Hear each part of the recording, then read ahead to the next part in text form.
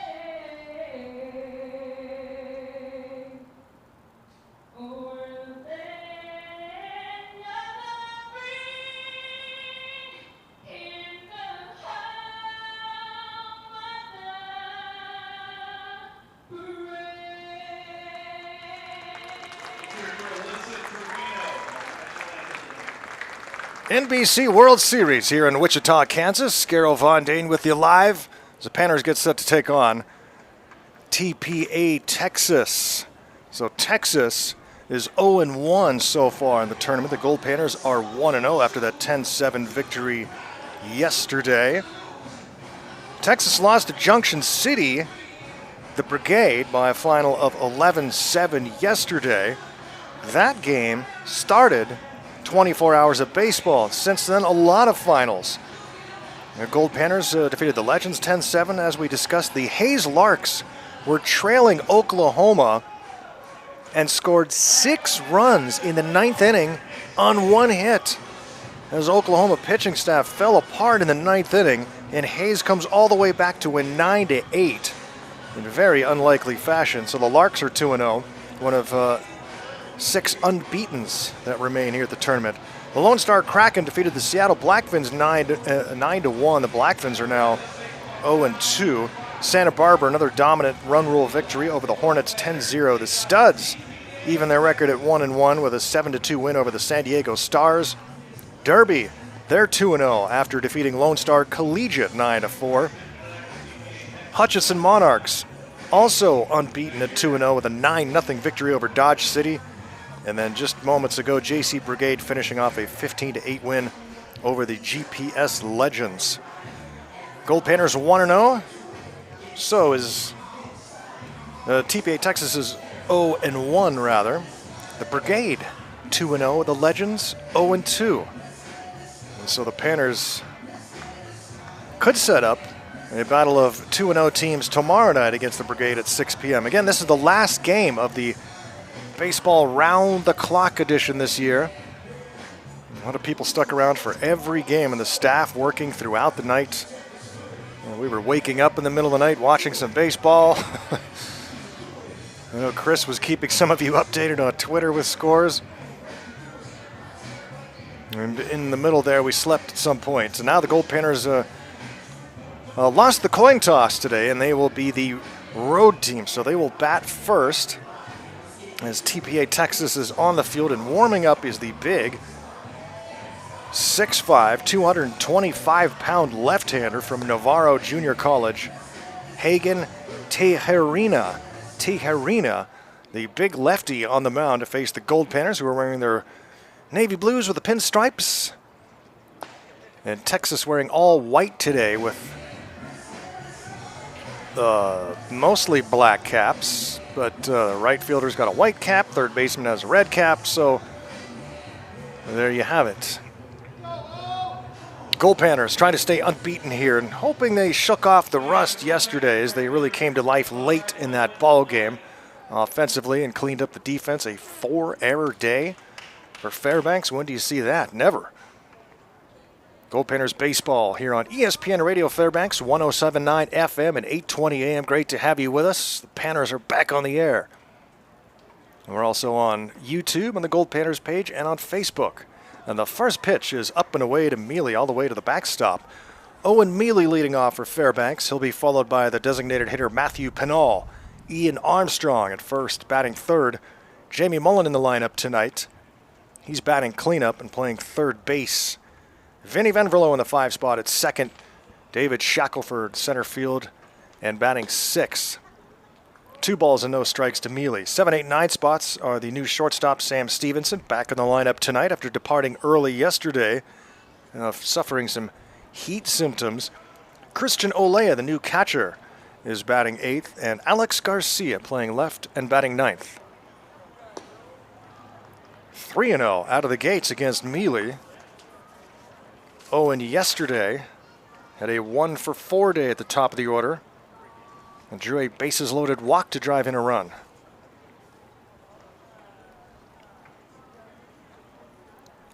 He'll be a freshman at Cal Poly. A lot of talent this Goldpanner roster has on it, and getting some valuable experience this summer. A lot of these youngsters,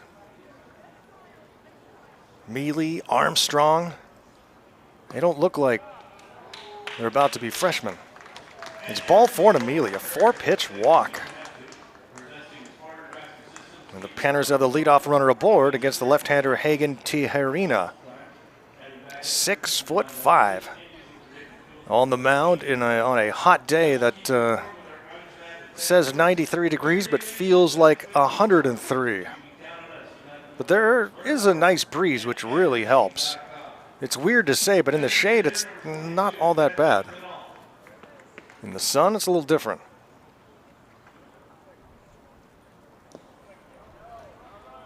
Pitch is downstairs, held behind home plate by Regas. Luke Regas catching for Tejerina. Aiden LeMasters is at first. Angel Gutierrez at second base for Texas. Shortstop Jackson James. Rohan Culmer over at third. In left, it's Jamison Lucky, Levi Reisenhoover in center field, and Grant Moore is out in the sun in right. All turf field here at Wichita State University. Shockers had a rough year this year. They've been spending a lot of years trying to get back to those glory days when they were yearly participants in the postseason and a lot of trips to the College World Series. College landscape has obviously changed a lot, and NIL has a lot to do with it. Can Wichita State compete with Texas A&M in NIL money? Runner at first with nobody out. Here's the 2-1 pitch to Pinal, and he swings and fouls us back out of play. Matthew Pinal, veteran two-way player for Fairbanks.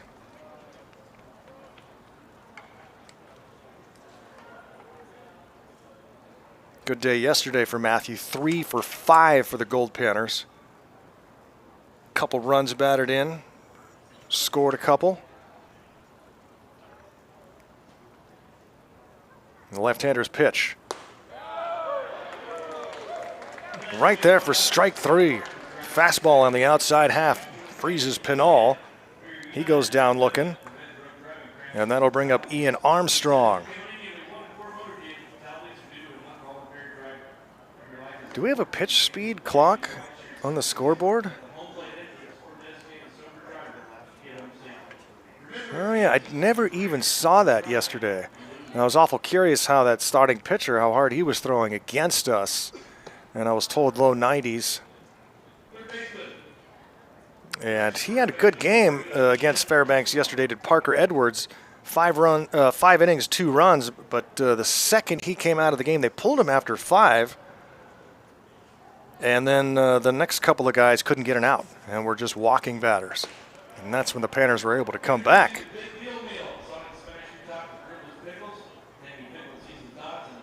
Armstrong, St. Mary's, California native.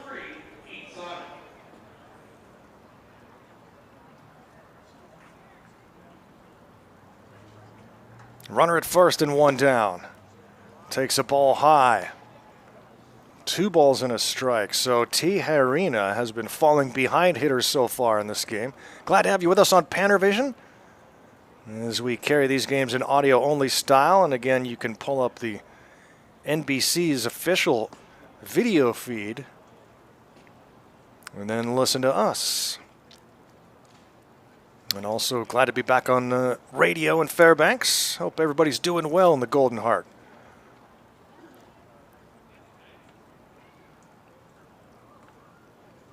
Here's the 3-1 pitch to Armstrong, and it takes up and away ball 4. 11 games. This is the 11th game during this baseball round-the-clock edition this year. Talked to some of the staff here, and a few of them got away to take like two-hour naps here and there, but they've been working all night long. Studs played at like 3:30 in the morning and got the win to go to 1-1 as they rebound. This one's popped back and out of play. Talked to Dave Snell for a bit yesterday. He was real disappointed in that loss to Hayes that they had in the opening game, 6-5, but then they were blown out last night. So the Finns now, their backs against the wall, are 0-2. This is the last game of the day today, so everyone can finally get home and take a rest after a long weekend of baseball. And the Goldpanners have Gold at first and second with 1 out for Jamie Mullen, who had the day off yesterday. 6'4", 230-pound high school graduate on his way to Sacramento State.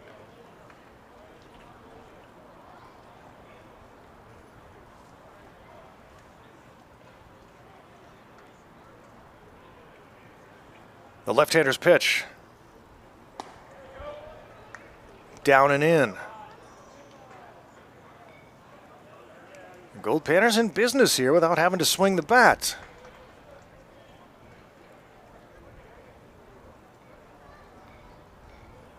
Home plate in the shade. The mound is in the sunshine. Tijerina checks the runner at second a couple times, comes home. Swing and a miss. Jamie Mullen trying to find his way on. And maybe push the runners up.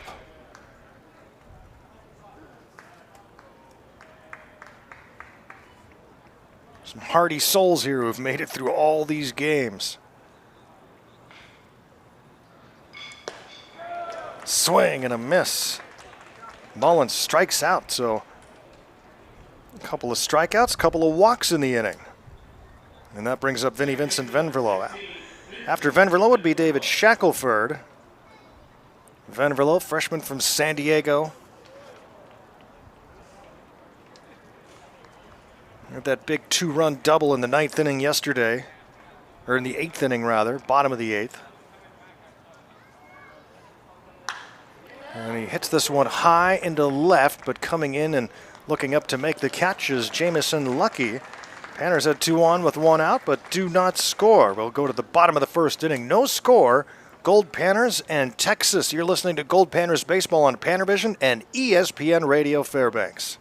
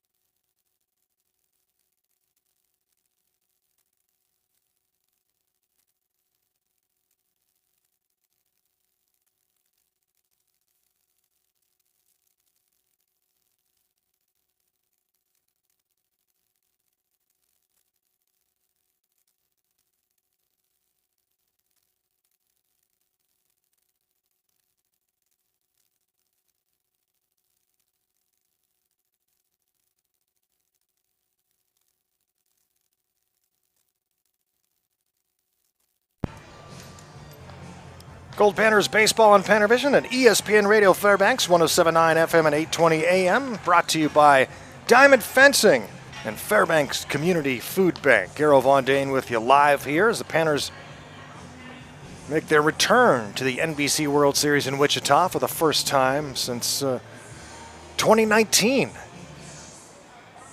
Hadn't been back in about a decade, came back in 2014 for the first time. And then came back again a few years later, a couple times. The Panthers have not won this thing since 2002, and they did so under head coach and Hall of Famer Ed Sheff. Thought we were going to go back-to-back in 2003, but not to be. And let's see what the Panthers can do this year. There are some good teams we've seen starting to emerge. Santa Barbara Foresters look tough again. So do the Derby Twins, Hutchison Monarchs, teams that are always up there come semifinals, championship day. This one is lifted high into center field off the bat of Jamison Lucky. And right there to make the catch is Shackelford in center field. On the mound for the Goldpanners is Addison Walker, the 6'5" right-hander from Mission Viejo, California. Addison Walker. Walker is headed to Salt Lake Community College. After a marvelous summer, 2.28 earned run average, over 39 1/3 innings pitched. Now faces Luke Regas. Luke Regas takes a pitch outside for a ball. Regas will be followed by Levi Reisenhoover and then the designated hitter Roman Carriaga. Pitch is down and away for a ball. It's 2-0. After Carriaga, it's Aiden Lemasters in the 5 spot, Grant Moore batting 6th, Rohan Colmer in the 7 spot, and then it's Jackson James and Angel Gutierrez. The right-hander, Walker. And it's chopped foul. Move the count to 2 balls and 1 strike, 1 out with the bases empty. No score here in the bottom of the first inning. Goldpanners unable to score in the top of the first despite a couple of walks, but no base hits and a couple of strikeouts against the big left-hander Hagen Tejerina. 3-1 on Regas with Reisenhoover on deck. Panthers' next game again will be Tuesday at 6 p.m. and it's ball 4. Regas takes his base. A 1-out walk will bring up Levi Reisenhoover. That's the one thing Walker would like to do a little better at this summer. He's had such a great year. This is his 13th appearance and 9th start. 36 strikeouts in those 39 1/3, but also 30 walks. He wants to cut back on those free passes. Boy, walks have been critical in this tournament.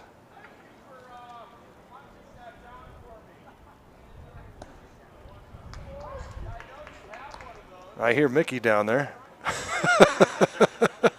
Through our crowd mic, Mickey Smith.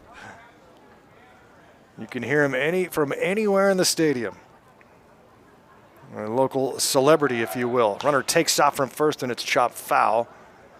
Mickey played for the Studs many years ago. And he and his family and friends comprise of the Circle of Love, a big group that tailgates and comes to all the games in this tournament every year and have been for a long, long time. But you can't miss Mickey. And pitches down and away, and it gets away from Olea, so the runner jogs to second base on the wild pitch. And so Regas into scoring position for Reisenhoover, who's got a 1-ball, 2-strike count against Addison Walker. Carriaga to follow.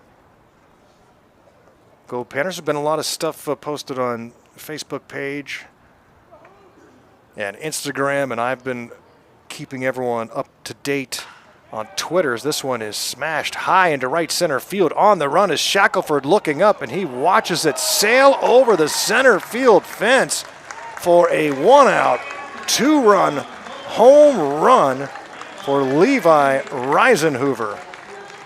And it's 2-0 Texas.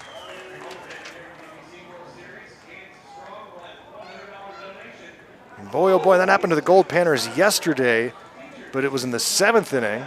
A 1-out walk, followed by a 2-run home run. And a walk comes back to bite the Panthers here today, as of course does the big swing from Levi Reisenhoover. And just like that, the Panthers are in a deficit. It's 2-0 here in the first. 3-quarter swing for a strike from Carriaga, the designated hitter. Panthers had to play comeback baseball yesterday, trailed that one 5-1 in the 6th. Starting to chew on our fingernails a little bit, and then the Panthers made the comeback, took the lead, lost the lead on a 2-run home run I mentioned, but then put up the 3 spot in the bottom of the 8th. And Jack Clark did the rest in the 9th. That ball is hit high and deep to left. Garcia going back, and that ball is gone. Back-to-back home runs for the Texas Prospect Academy legends. Well, Texas brought the bats today against Addison Walker, and it's 3-0 in the first inning. And Walker will try to settle himself down and go to work here against Aiden Lemasters. I lost sight of that baseball. I was just watching left fielder Alex Garcia, and he took a couple steps and just stopped.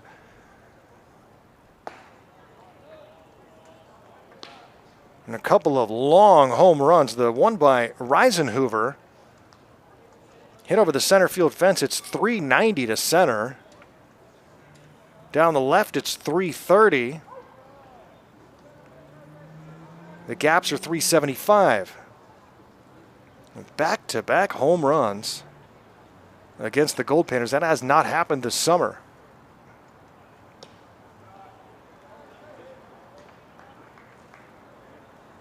Three-0 Texas.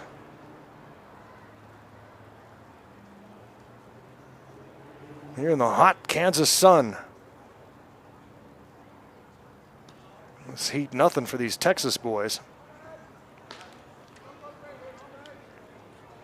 Aiden LeMasters batting here for Texas.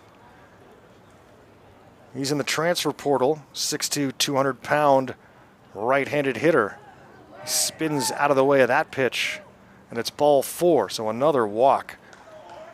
Well, Walker got a fly out to open this game, but then a walk, 2 home runs, and a walk. And an unsteady start for an oh-so-steady right-hander for the Goldpanners, Addison Walker. And what's in the air today? As Walker faces Grant Moore.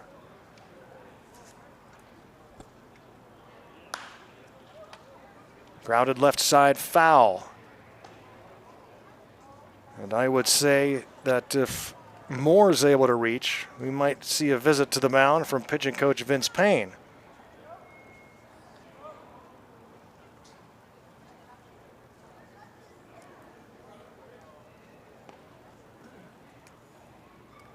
Three-0 Texas, and that pitch is outside. Garrel Von Dane here in Wichita, Kansas. Goldpanners baseball brought to you by Power and Transmission and Jerry and Howard Maxwell. Big lead over at first base. Walker has that one fouled back off the bat of Grant Moore. From Southlake, Texas, out of Paris Junior College. TPA scored some runs yesterday to kick off baseball round the clock, but lost to the JC Brigade 11-7. The Brigade are now 2-0 after beating the Legends before this game. Toss to first base, runners back.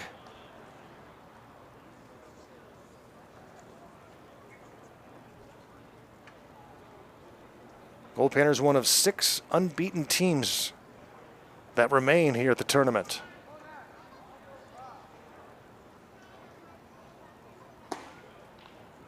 Santa Barbara Foresters 2-0, Hutchinson Monarchs 2-0, Lone Star Kraken off to a great start. They're 2-0. The Hayes Larks pulling magic tricks in their first 2 games to go 2-0. Here's the 2-2 pitch from Walker to Moore with 1 out. This one has popped down the left field line, but it slices foul into the bullpen. Those 4 are all 2-0. Then Junction City. The Brigade have just gone to 2-0. And the Goldpanners are 1-0. Everybody else has at least 1 loss.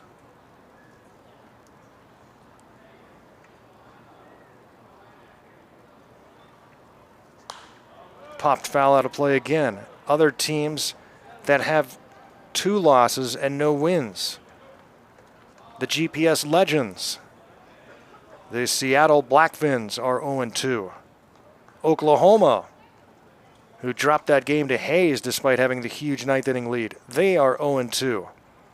San Diego Stars winless, and the BTL Hornets are the last 0-2 team.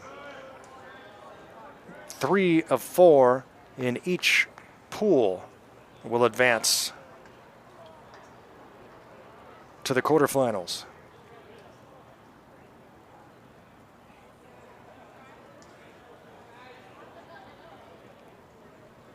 Payoff pitch from Walker is up high for ball 4, another walk. 3rd walk of the inning for Addison, who walks a little less than 1 per inning on average.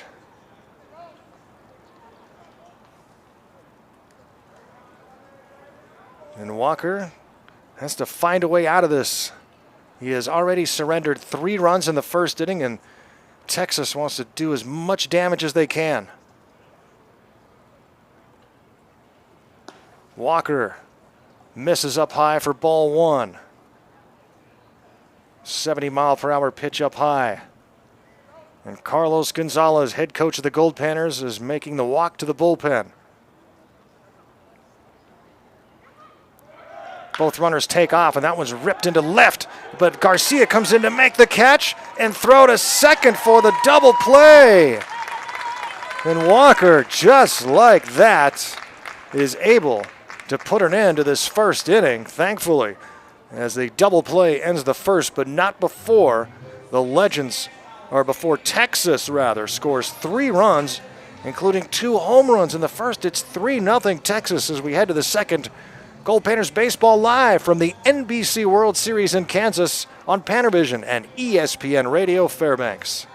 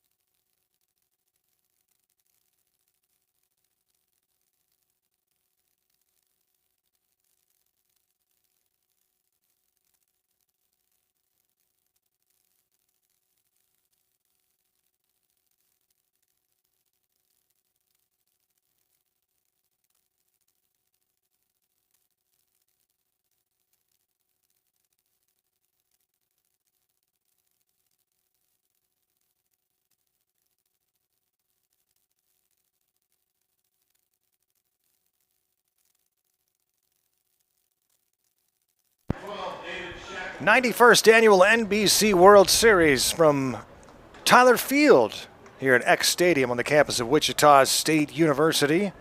Hot and toasty Kansas here in the mid-90s. Goldpanners find themselves behind here, 3-0 as we start the second inning. Panners had a couple of base runners in the first, courtesy of a pair of walks issued by Hagen Tijerina, the 6'5" left-hander from Navarro College. Were unable to score. Panners strand a couple of base runners in the first, and now David Shackelford bats here to lead off the second inning. Shack, then Sam Stevenson, one of the newcomers, and the other new guy, Christian Olea, to follow. 6, 7, and 8 spots in the Goldpanner batting order.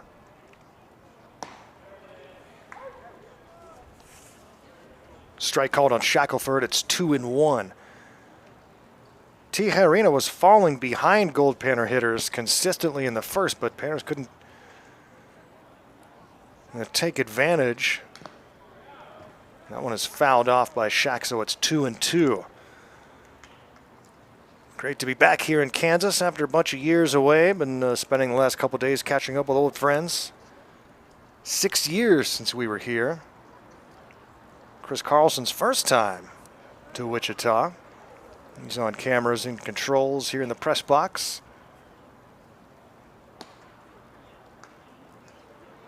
And misses for ball 3. It's 3-2 on Shack. A crowd a little bit quiet here today. It was raucous here last night, especially for that Hayes game. Huge fan base for the Larks, who were just about an hour away in Hayes, Kansas. That one's fouled off. Stays 3-2 on Shackelford. The right price for protection is easier to find than you might think. Contact Wichita Allstate agent John. The world's first Pizza Hut sits on campus here. But I prefer all the glorious, shady-looking taco spots around town. A lot of good Mexican food. This one is driven hard into left and going back, and unable to catch up to this one is the left fielder Lucky. And Shank is going to jog into second base, and he slides in safely with a leadoff double here in the second inning. Yeah, I don't know if everyone's having trouble picking up the baseball in the sunshine, but Jamison Lucky, a late reaction. Don't know if he could have caught up to that one anyway. It landed on the warning track. A hard hit ball about 350 feet by David Shackelford, and he's in scoring position now for Sam Stevenson.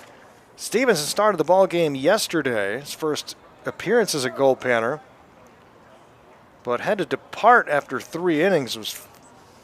Had some heat-related symptoms, and this one is fouled out of play. Sam Stevenson, 5'9", from Springdale, Arizona, by way of Northwestern State.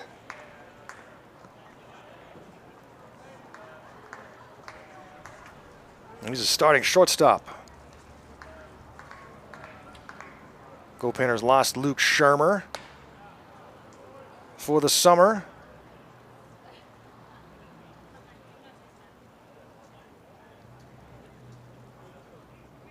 Other players that were around pretty late and did not make the trip: Efren Ortega, Izzy Diaz.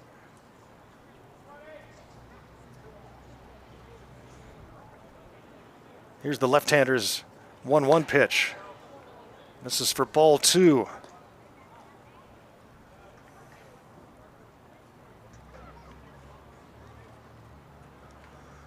Connor Wolf got the start yesterday, but he struggled after 3 consecutive solid outings. Just couldn't get comfortable yesterday. Certainly was not helped by some defensive miscues. Goldpanners with 4 errors. But Connor Wolf, 4 innings, 5 runs, 3 earned on 7 hits and a couple of walks.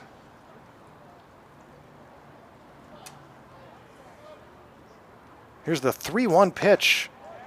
Oh, it's called a strike on Stevenson. Nobody out. A runner at second base. Christian Olea, who had a big day at the plate yesterday,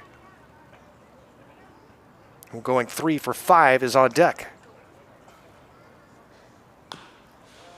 Swings at that pitch down and in. Fouled it off. 3 balls, 2 strikes on Sam Stevenson. Well, and if he can get on, things get interesting with Olea coming up to bat.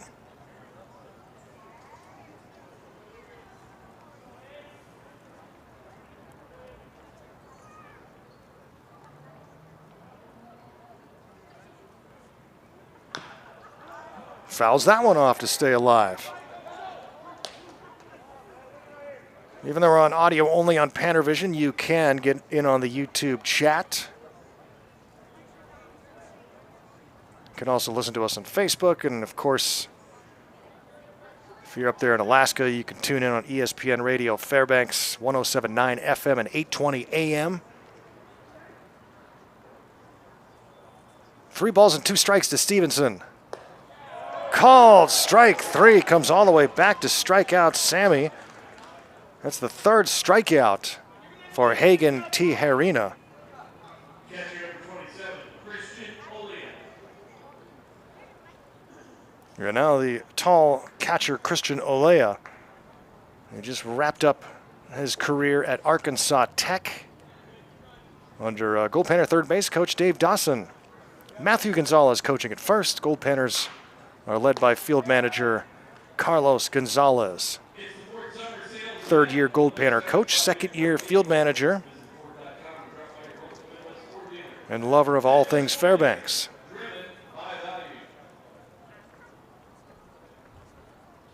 Pitching coach is Vince Payne from Hope International. Outside for a ball, it's 2-0 on Olea. Again, it was 3 for 5 in yesterday's game, his Goldpanner debut. Panners were out of catchers. Ian Armstrong hasn't caught in a while. He's been batting but he still hasn't been ready to get behind the dish. Efren Ortega leaving the team after the end of the regular season. So Olea is the guy. He bats here with a runner at second base. That's Shaq. He doubled to lead up off this second inning. Stevenson struck out on a payoff pitch, and now it's 2-1 on Olea. Takes up high, 3-1.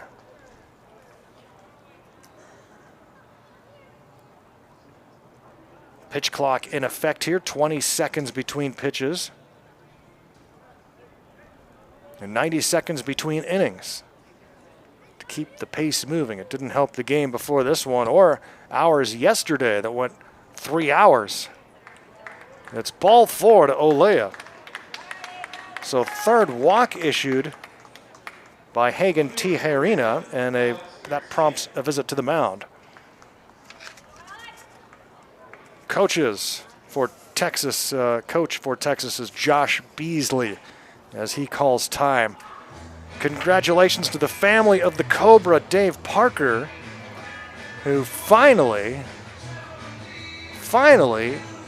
goes into the Major League Baseball Hall of Fame today.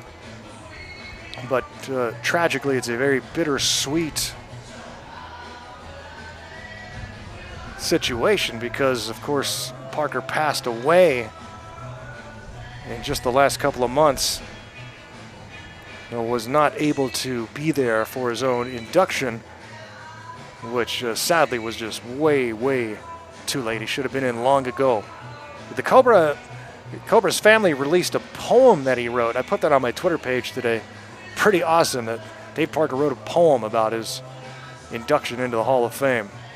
Well, what a player and one of my baseball heroes as a child. Tijerina will work now to Alex Garcia, the hometown legend from North Pole, Alaska.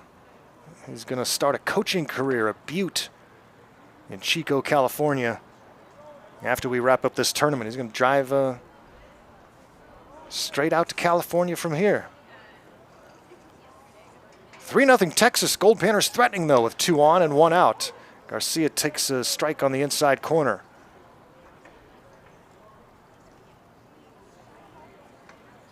Agar yesterday came into the game to replace Stevenson. Wound up going 1 for 3 with a run scored. Also drove in a run. There go the runners. Garcia takes a ball, and there's no throw. Second and third with 1 out. Shack to third. Olea to second.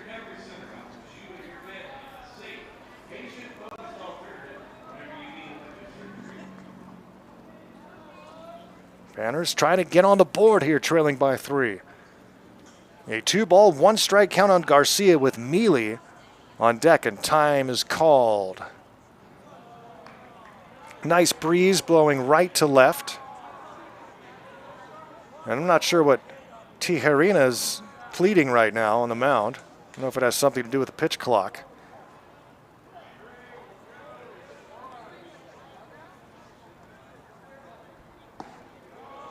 But he throws a strike to Agar, and it's 3-2. Weird outing so far for Tijerina. He's walked 3, he's struck out 3. 1 fly out and a double. Garcia hits this one back to the mound. It skips off of Tijerina. The shortstop able to make the throw to first to get Garcia, but a run scores as Shackelford scores. So Garcia is out 1-6-3. That ball skimmed off of Tijerina, but didn't lose too much momentum. If it had slowed down just a hair more, Garcia might have been safe at first. RBI for Agar, and we go to the top of the order for Owen Mealy, who has a chance to bring in another Goldpanner run. Mealy walked his first time up. Owen is 21 for his last 44 at the plate. Came into the tournament batting .394.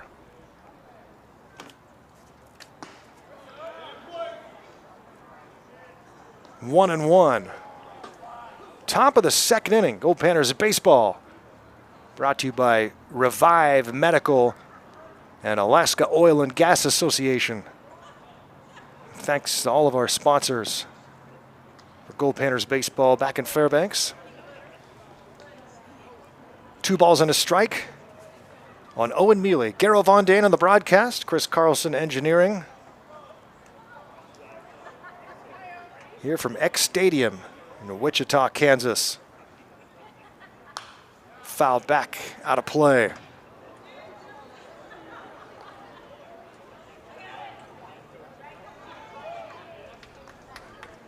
Enjoyed the street fair yesterday before the game. It's great to be staying in Old Town, Kansas. A lot to do. A lot of cool stuff to check out. That one is popped foul out of play, right field side by Mealy. It's 2-2. 2 outs, runner at third. 1 run is in. It's now a 3-1 game in the top of the second. Long break here for Addison Walker. Let's see if he can settle into a groove in the second inning after struggling in the first. And here's the 2-2. Mealy drives this one high to right, and underneath it, making the catch, is Moore for out number 3. Goldpanners pick up a run on 1 base hit. They leave a man on. It's now a 3-1 game. Texas in front of the Goldpanners after 1.5. Goldpanners baseball on PannerVision and ESPN Radio Fairbanks.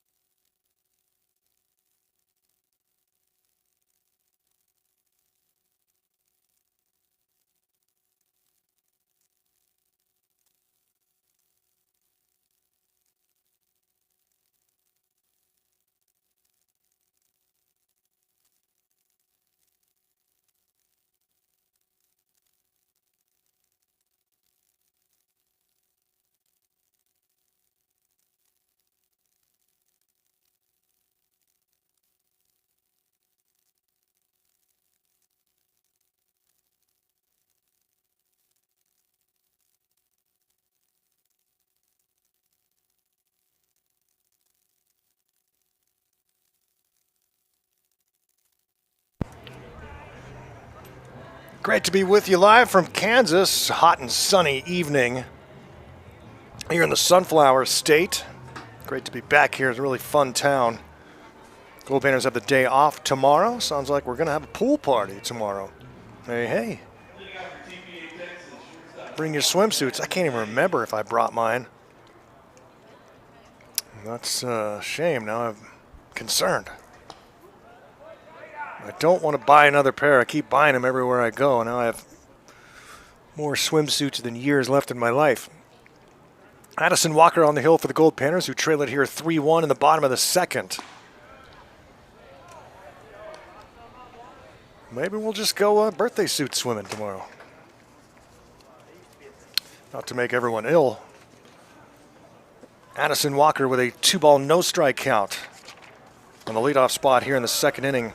Jackson James, Texas, scoring 3 runs in the first, 2 home runs. They went back-to-back, Reisenhoover and Carriaga. Both going yard against Walker. Now Addison walks the first batter of the second.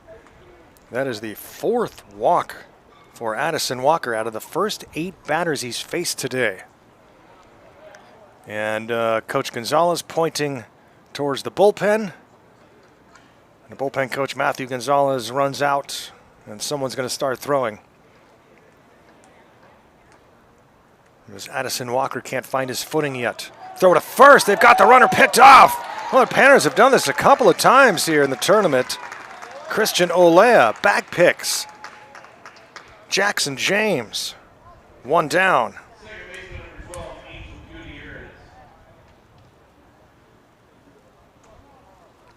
Great job by Olea. And first baseman Armstrong, who's a catcher himself by trade. Armstrong's been great at the corners. Kid can play anywhere, seemingly. Angel Gutierrez. High fly ball to right, coming in quickly is Mealy. Reaches up and makes the catch. Gutierrez. Out number 2, and we go to Jamison Lucky, and now the right-hander just stretching a bit for the Panthers.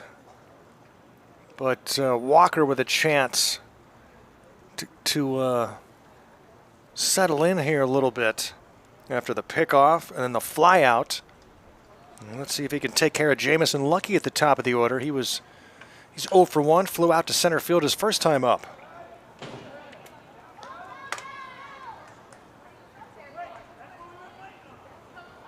Jamison Lucky from North Richland Hills, Texas, in northeastern state, just 5'7".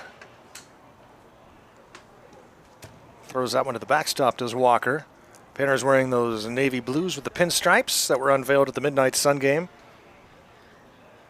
I've been saying this for a while now, but can you believe the Panthers have only lost 1 game since the Midnight Sun game? I told Addison Walker that about a week ago. He said, really? He had no idea. And that's kind of how you want it to be. Those guys are just supposed to be focused on the next job, not looking back like I do. And it's 2-2 on Lucky. Panthers winners.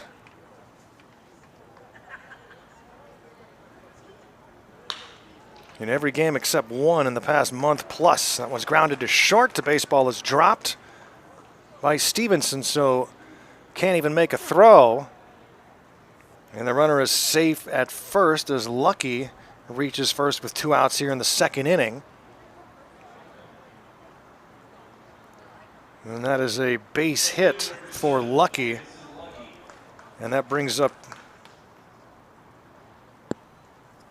Luke Regas.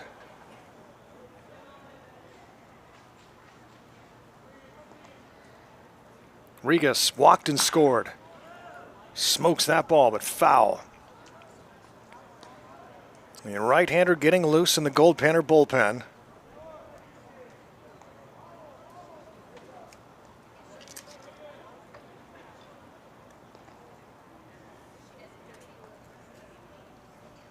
And I haven't been able to see yet who it is. Walker pitching here with 2 outs to Luke Regas. Throws to first, runner back safely. Final game of this stretch of 11 games over 33 or so hours. Baseball paradise, you know. Baseball all day and night. Runner takes off for second and gets there without a throw. Lucky steals second. Gets into scoring position for Regas. Texas aware of what the Goldpanners did yesterday with the big comeback. They're finishing with 10 runs, so they are nowhere near sitting comfortable just yet. This one is grounded back to the mound. Walker throws a strike to first. No runs, 1 hit, and 1 left on for Texas here in the second inning. We've played 2 complete from the NBC World Series in Kansas. Back to X Stadium next. Panthers trail it 3-1 after 2 on ESPN Radio Fairbanks.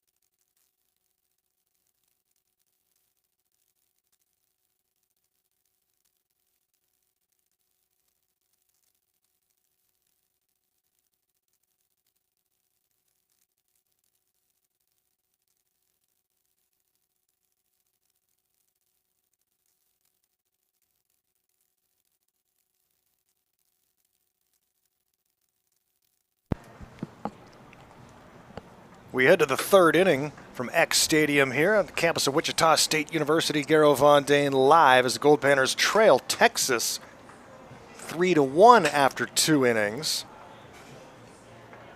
Goldpanners have trailed in both of their games to start this 91st edition of the National Baseball Congress World Series. 91 years of the NBC. Hagen Tijerina on the mound for his third inning of work. Kind of an odd outing here for Tijerina. He's only allowed 1 run and 1 hit. Make that 2 as Matthew Pinal smokes one into the gap in left center. Pinal on his way to second base and gets there with a double. And Pinal hears it from the Goldpanner faithful, as well as the dugout. A leadoff double for the second consecutive inning for the Goldpanners. In the second inning, it was Shackelford. And Matthew Pinal does it here in the third. And I started to say about Tijerina's outing so far, 3 walks, 3 strikeouts, and now 2 hits. The big left-hander from Navarro now facing Ian Armstrong as the Panthers try to climb back. That one is crushed to right center. This ball is carrying, and it hits the base of the wall. Pinal will be waved around third. He will score, and it's a 3-2 ball game.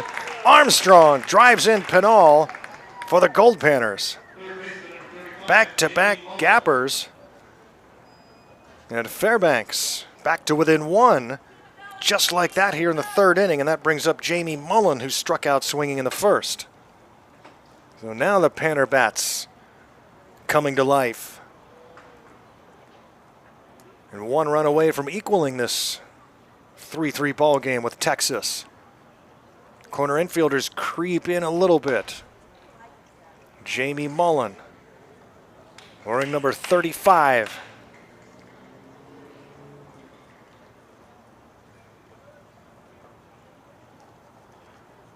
Mullen stands in against Tijerina. And that ball is smashed to left by Mullen. Mullen watches it sail over the fence for a 2-run jack. And the Panthers have the lead. It's 4-3. Jamie Mullen with the bomb over the left field fence. And we've got a brand new game.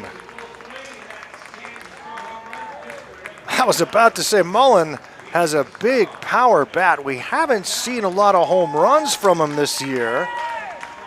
We've seen the potential, but Mullen, a no-doubter over the left center field fence, about 400 feet.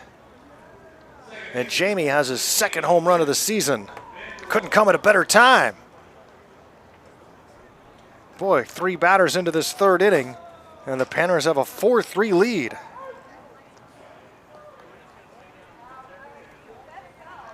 Vinnie Vincent now batting with the bases empty. A whole new ball game, and something tells me this one's far from done. Let me see if I can curse this score now by saying there's no way it's going to be a 4-3 final. You certainly don't have that feeling, do you? I don't. Which means it's going to be 4-3.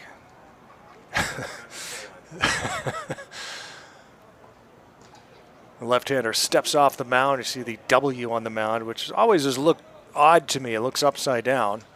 Looks like an M from the seats. This one is sliced into right and towards the line, making the catch is Grant Moore for out number 1. Takes care of Van Verlo and brings up David Shackelford. Shack 1 for 1 with a double, a stolen base, and a run scored.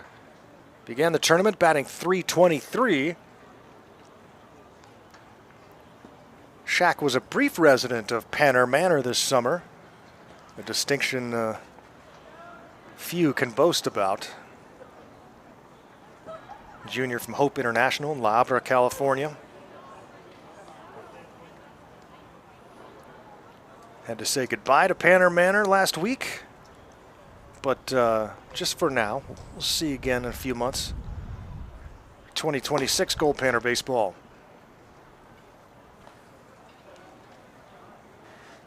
But we're a long way from that. Panthers looking for their 7th national title here at the NBC. Almost fouled out of play. Goldpanners baseball here on ESPN Radio Fairbanks, brought to you by Teresa Bacher and Spalding Chiropractic.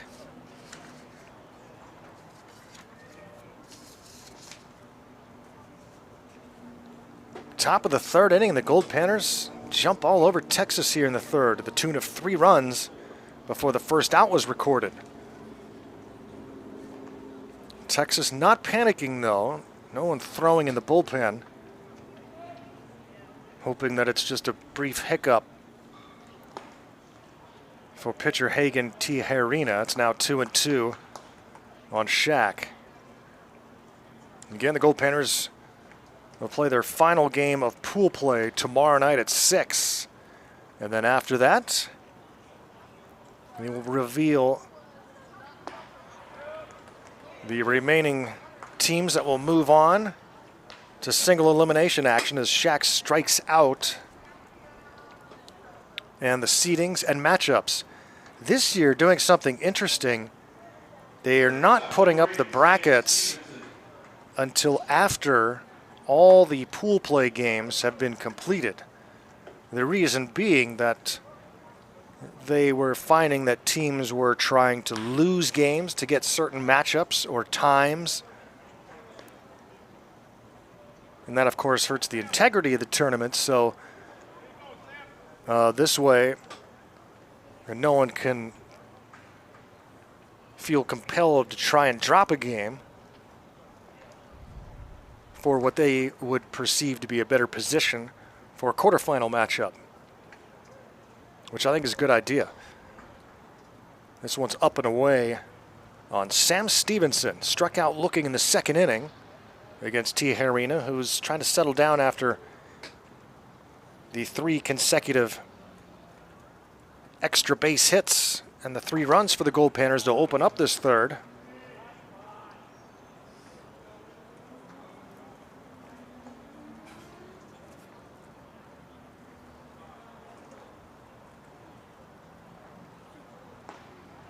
Tijerina's pitch is hit high into right field. Grant Moore, a few steps back, looks up into the sun and makes the catch. And that is out number 3, but the Goldpanners score 3 runs on 3 base hits, including the big 2-run home run, the 2nd of the year for Jamie Mullen. And it's the Goldpanners 4, Texas 3 after 2.5. Back with more NBC World Series baseball on ESPN Radio Fairbanks.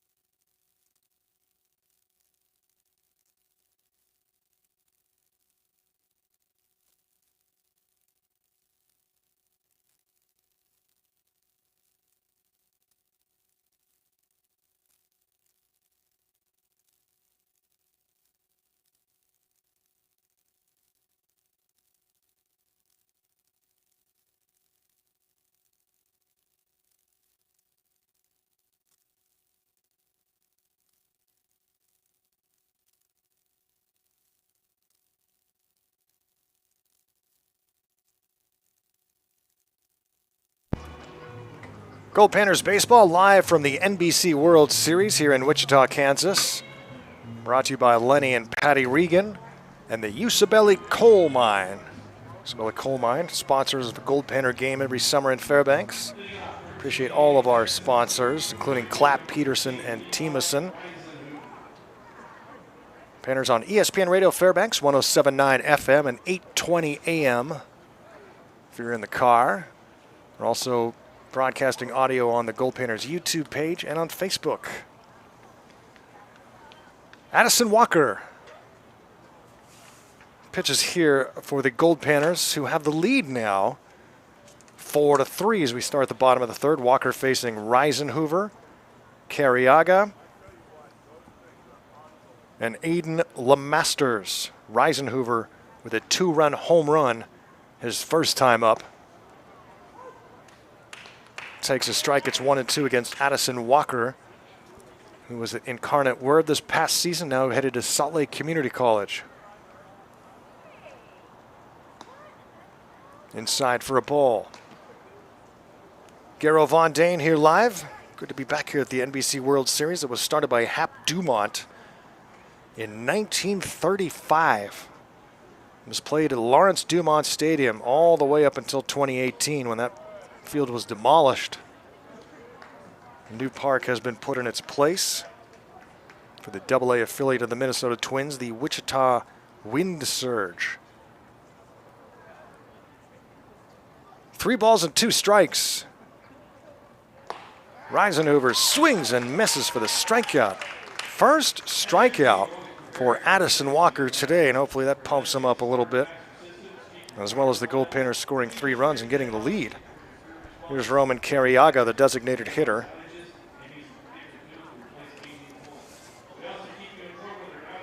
Carriaga from Midlothian, also of Navarro College, where Hagen Tijerina pitches.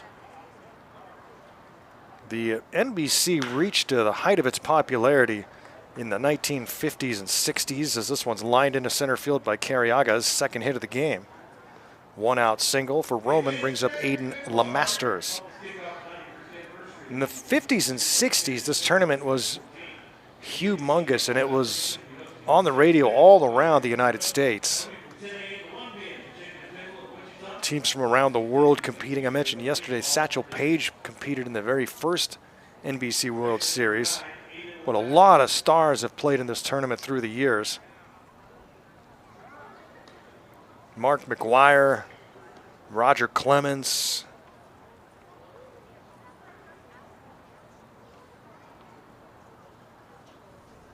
the Wizard of Oz, and Joe Carter.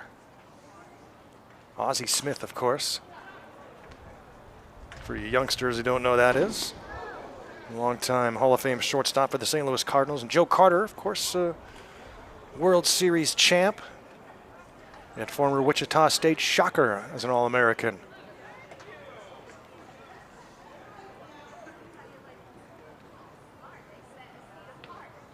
Aiden LeMasters takes a ball. It's 1-1. Runner at first base, 1 out here in the bottom of the third. The Panners leading 4-3. Goldpanners as a staff with an earned run average of 3.41 this year and are still unbeaten on the road at 8-0. Won all 7 games in Grand Forks, and now we're 1-0 here at the NBC.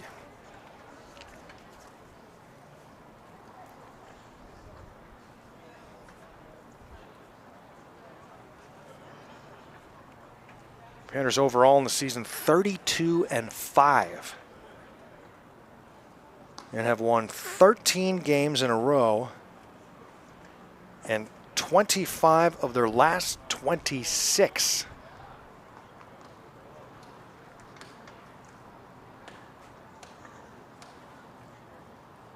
LeMasters fair just inside the third base bag.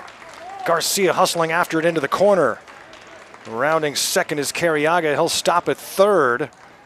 And the double for LeMasters puts second and third with 1 out here in the third inning. And a right-hander throwing with urgency now in the Goldpanner bullpen. Nothing cheap about these base hits either for Texas. They have been hard-hit balls. The 2 home runs in the first inning, the single in the second, and now the back-to-back hits here in the third. And here comes head coach Carlos Gonzalez, and he's going to gather everybody in, and that, I think, is going to be it for Addison Walker as the Panner players start to gather around the dugout. And Addison Walker is done after just 2 1/3 today. But he leaves with a 4-3 lead. Back to Wichita in just a moment. Pitching change coming up at X Stadium at the NBC World Series right here on ESPN Radio Fairbanks.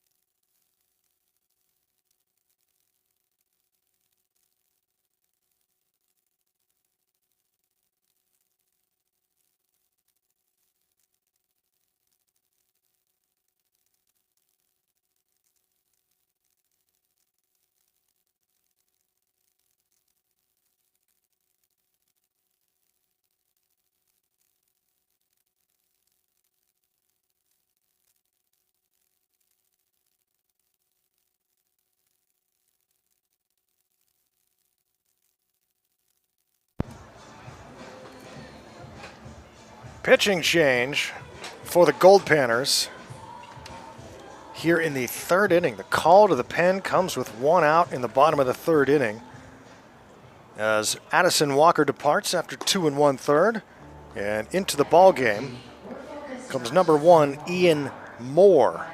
So Ian Moore, another one of the recent arrivals, the 5'11" right-handed junior from West Georgia out of Jacksonville Beach, Florida. So Ian Moore comes into the ball game as Addison Walker just couldn't settle into any kind of a groove here today. Coach Gonzalez said, let's try this third inning. Got the strikeout to start the inning. Said, okay, maybe we're settling in now. But then the back-to-back sharply hit base hits spelled the end for Walker. And now here's Grant Moore facing the new right-hander, Ian Moore. So Moore versus Moore.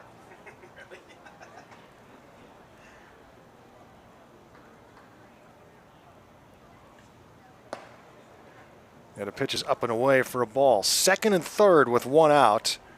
And the Panthers leading 4-3. This is the 5th appearance for Ian Moore.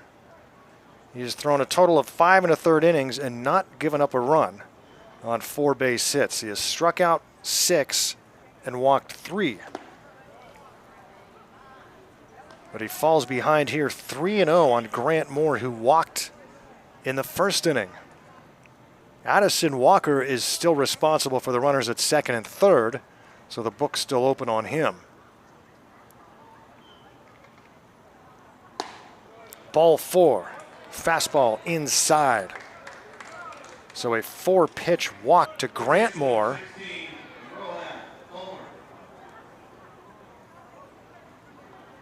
And now we get Rohan Colmer. Colmer lined out to left in the first inning, turned into a double play with the runner being picked off at second, or doubled off. And now Ian Moore sets up the double play. The bases are loaded for Texas.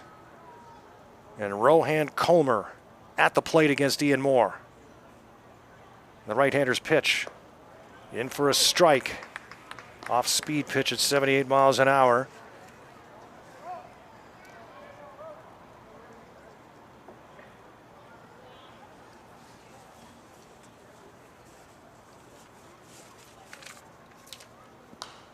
Late swing to foul that one off, and it's 0-2. Calmer from the Bahamas. Plays collegiately at Western Oklahoma State.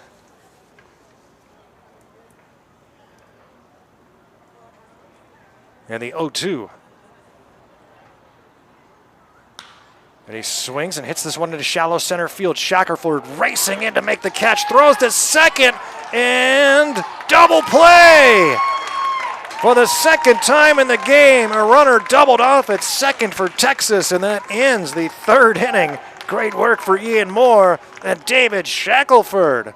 4-3 Goldpanners after 3 on ESPN Radio Fairbanks.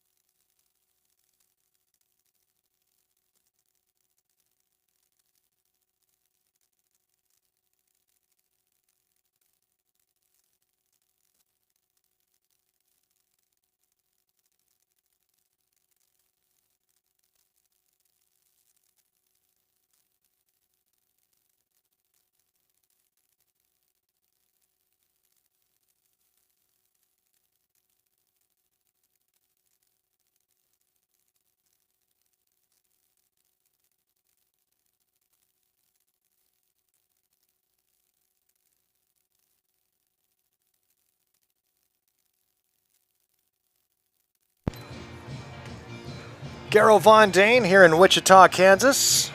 Goldpanners leading 4-3. Good ball game again here today. Yesterday was very entertaining. Close game. The Goldpanners playing come from behind baseball to win 10-7. And today fell behind 3-0 in the first and now have a 4-3 lead as we start inning number 4. Panner ball. Sponsored by the Foundation Health Partners of Fairbanks and Kendall Toyota of Fairbanks. Greetings, of course, to all of our friends and family back in the Golden Heart of Alaska tuning into Goldpanners baseball, and everyone around the world tuned in on PannerVision and beyond. Liner into right field, a base hit. Going the other way is Christian Olea, second time he's been on safely today. And he is now 4 for 6 as a Goldpanner. Brings up Alex Garcia against Hagen Tijerina, who started this ball game and works into the 4th.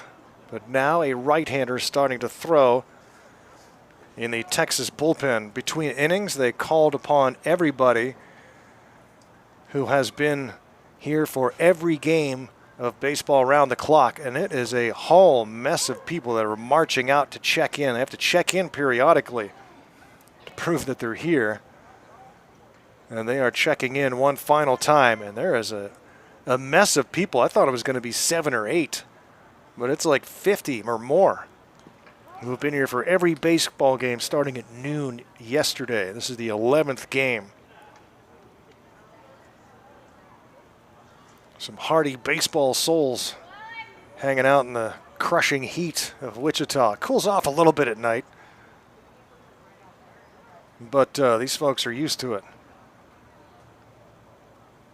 We say, how do you do it? How do you live here in this kind of heat? And they say, you're from Fairbanks, Alaska.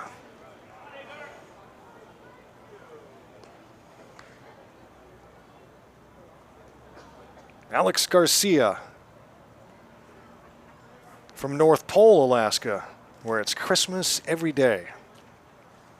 Santa Claus house on Santa Claus Lane. Softly hit towards second. Misses on the tag, and then the throw to first isn't in time, and it's off the mark. So a disastrous play there for Angel Gutierrez as he tried to tag the runner Olea. Olea does an ole around him, and then the throw to first is late, and he can't connect with the first baseman Lemasters. So first and third with nobody out for the Goldpanners.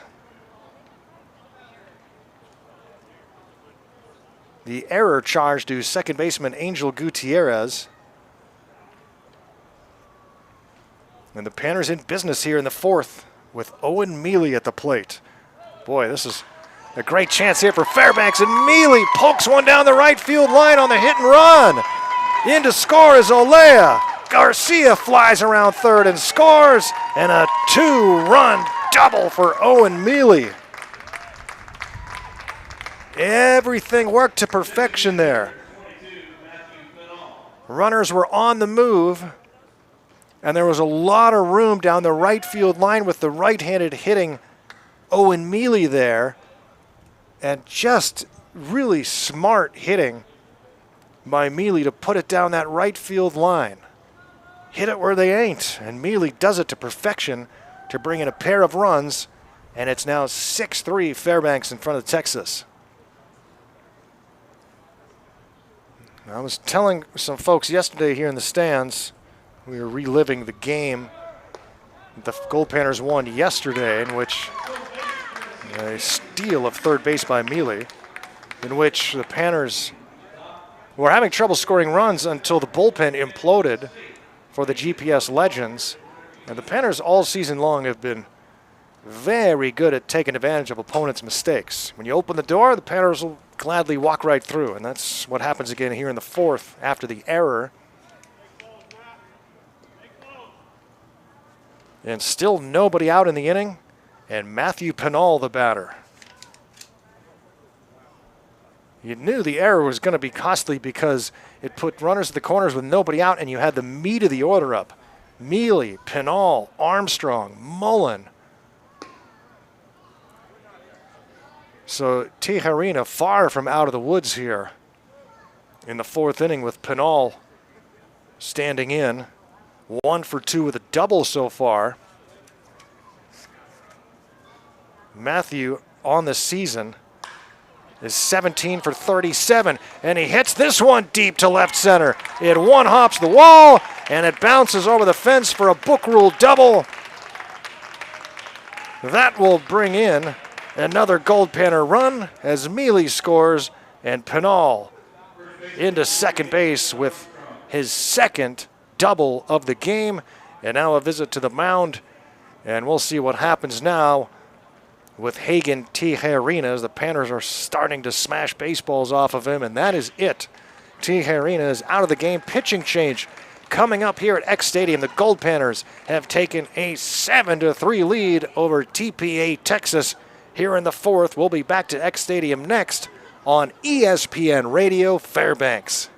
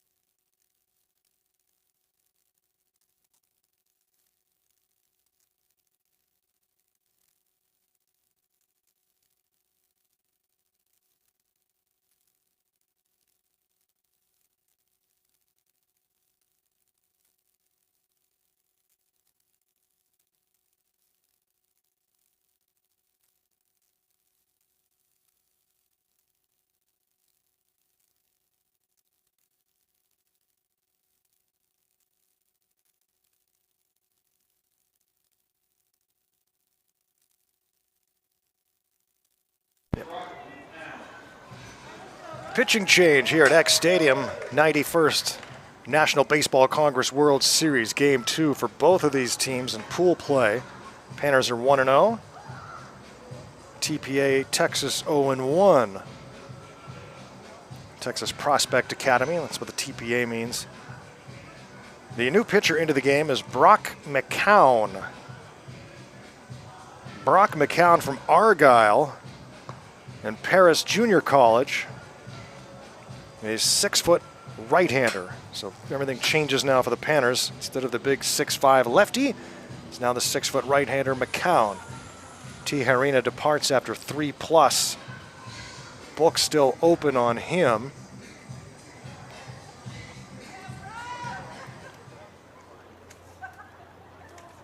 And he's responsible for the runner at second. Some of these runs could be unearned. And that ball to Ian Armstrong is lined to center field, but underneath it is Reisenhover to make the catch. Pinal will tag from second and head to third safely.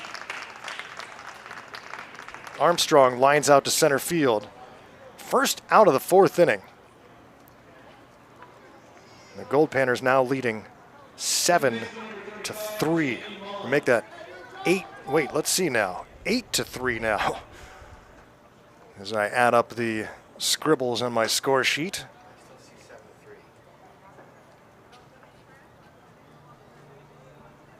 We're 7-3. Goodness, we're all discombobulated now. 7-3. Jamie Mullen is at the plate. I think it's just foreshadowing, is what it is.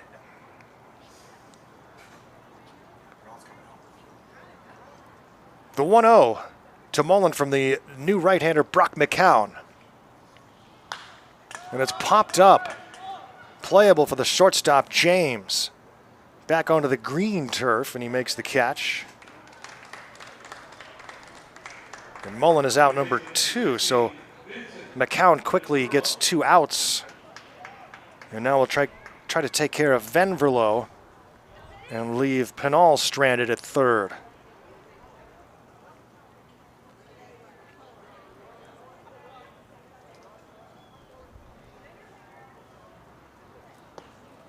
Goldpanners baseball here on PannerVision. Brought to you by Rod's Saw Shop and Yamamoto Dental and Helen Wigger. Here's this 0-1 pitch, and it kicks away from catcher Rodriguez, and sliding in head first is Pinal. Well, we didn't know how he was going to score, but we just knew he was gonna. So Pinal scores on the wild pitch, and now it's 8-3. And Venverlo, sometimes just taking pitches and hope you score some runs. The Panthers now with an 8-3 lead. Panthers trailed this game 3-0 after 1.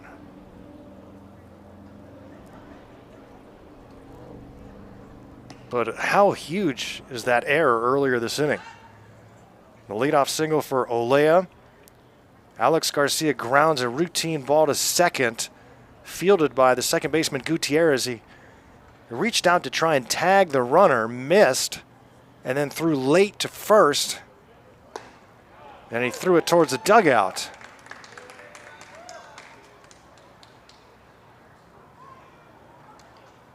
And that has proven to be very costly as the Goldpanners followed with a couple of doubles. And they score 4 runs here in the 4th inning after scoring 3 in the 3rd. Liner into center field, a base hit for Vinnie Vincent. And the inning keeps going.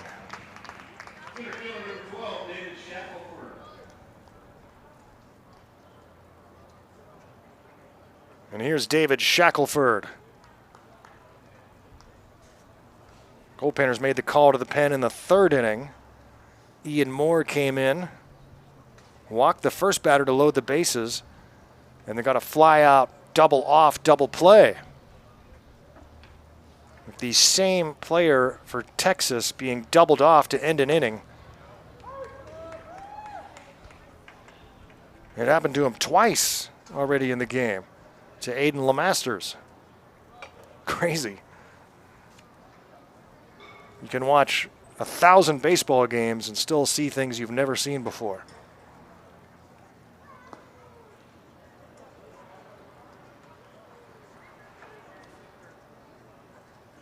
Brock McCown facing Shackelford, who's 1 for 2 with a double, a stolen base, a run scored. And batting here with Van Verlo at first base.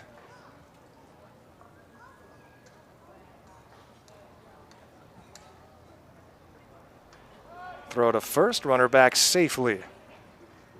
Shadows now covering much of the field here at X Stadium.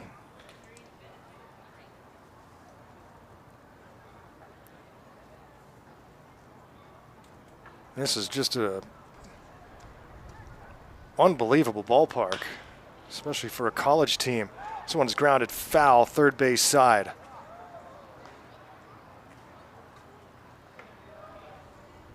I mean, it looks like a very nice minor league park. Big grandstands, comfortable seats down low. They've made a bunch of improvements already. The pavilions beyond the fence.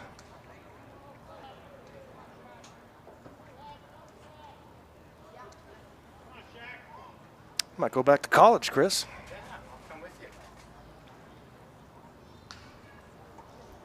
That pitch is way off the plate. McCown with a 2-ball, 2-strike count on Shaq, the 8th batter of the inning. Panthers with 4 runs here in the 4th to take an 8-3 lead. Outside for a ball. 3 balls and 2 strikes now. After Shaq would be Sam Stevenson. Panthers in the third base dugout will be for all 3 pool play games.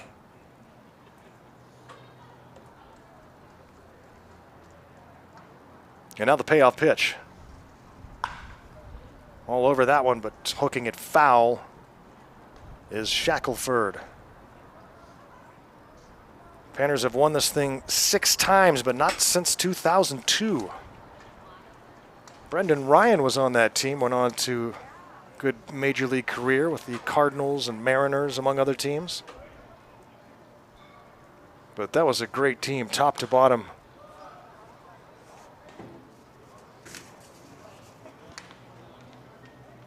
A staff ERA of 2.48 that summer. I've talked about my old friend Zach Bash. He finished the season with a 0.62 ERA over 42 1/3 innings that summer. And pitched the final 5+ to win the championship here at the NBC over the arch rival Anchorage Glacier Pilots. And it's ball 4 to Shackelford. A long at bat ends in a walk. And now Gold at first and second. The 9th batter of the inning, Sam Stevenson.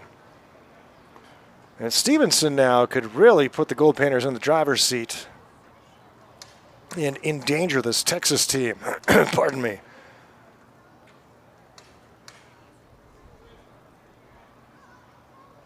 Stevenson. The Goldpanners leading 8-3.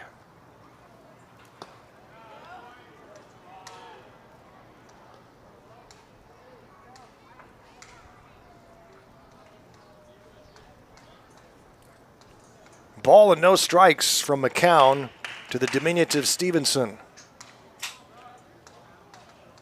Van Verlo at second. Shaq at first base. The right-hander's pitch. It's outside for ball 2. I think the air conditioning's starting to get to my voice. I'm not used to AC ever during the year, and now we're inundated with it here in Kansas. The only way to survive. 2 balls and no strikes. And that one's fouled off by Sammy. Panthers also winning titles here in 72, 73, 1974, 76, again in 1980, and then didn't come back for a bunch of years, and then came back in 2002 and won it all. All of those under longtime general manager Don Dennis, who's now retired and enjoying life in Grand Junction. Line drive to left, and that's caught by Lucky in left field. Stevenson out number 3, and that's it for the Goldpanners here in the 4th inning, but they score 4 runs on 4 base hits. They leave a couple on and lead it 8-3 after 3.5. Back with more NBC World Series on ESPN Radio Fairbanks.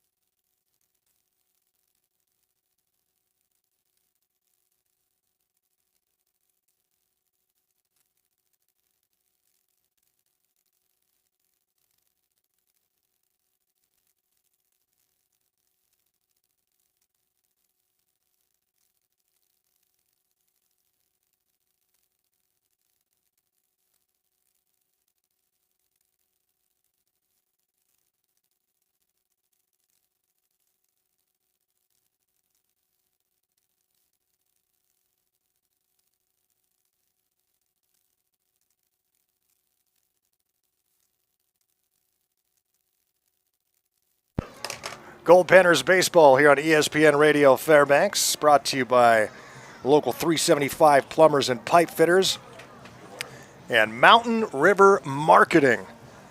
Mickey Smith up here in the press box eating our dinner. Was he eating your dinner or my dinner? Or both of our dinners?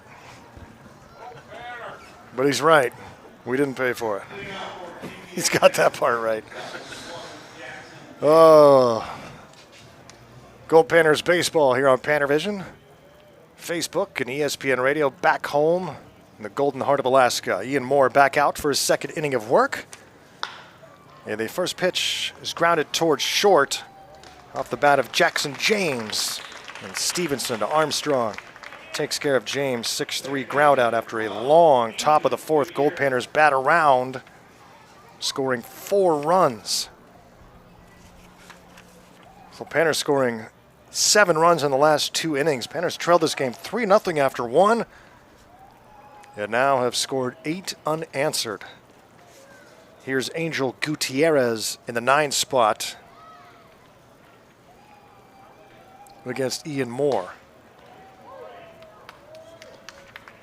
Neither team has been retired in order tonight. Let's see if Moore can do it here in the 4th. Gutierrez from Eastfield. Panners off day tomorrow, and then we'll face the JC Brigade, who are 2-0 so far. That's scheduled for 6 p.m. on Tuesday. That one's grounded sharply past the diving third baseman Mullen at left.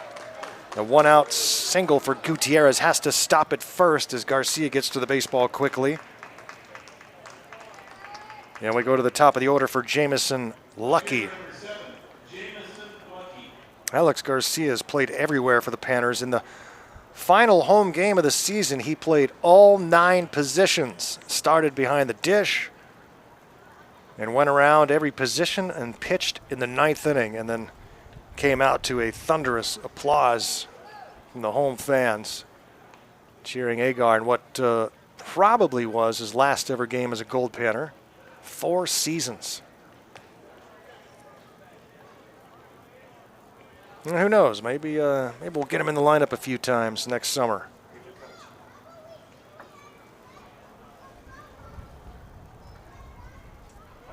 There goes the runner from first. Olea's throw to second, not in time. Great jump for Gutierrez. Stolen bag, he gets into scoring position with one out in the fourth for Jamison Lucky. Panthers with a nice 5-run lead here, but it's nothing to rest on right now. Still so much baseball left. As Moore readies with the 2-0 offering. Time is called.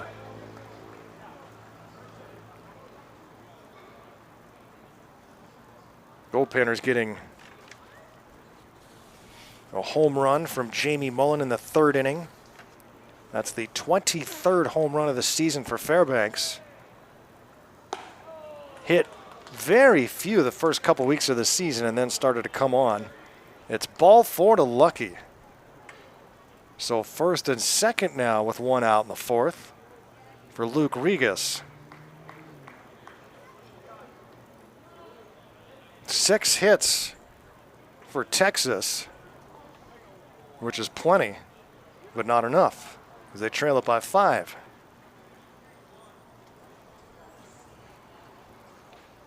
But trying to put a dent in that lead here in the fourth against Ian Moore.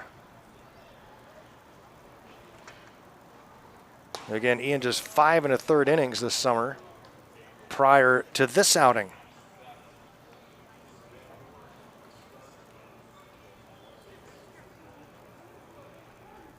There have been some good crowds here this weekend. Seems like everything pointing in the right direction for the NBC. This one has popped up. Back onto the green turf. Goes Venverlo and makes the catch. A very big out number 2. Take care of Regas. Brings up Levi Reisenhoover. Reisenhoover with a 2-run home run back in the first inning. And then struck out in the third. Now the PA guy keeps throwing me off. Yesterday it was the scoreboard. Today it's the PA guy announcing the wrong names.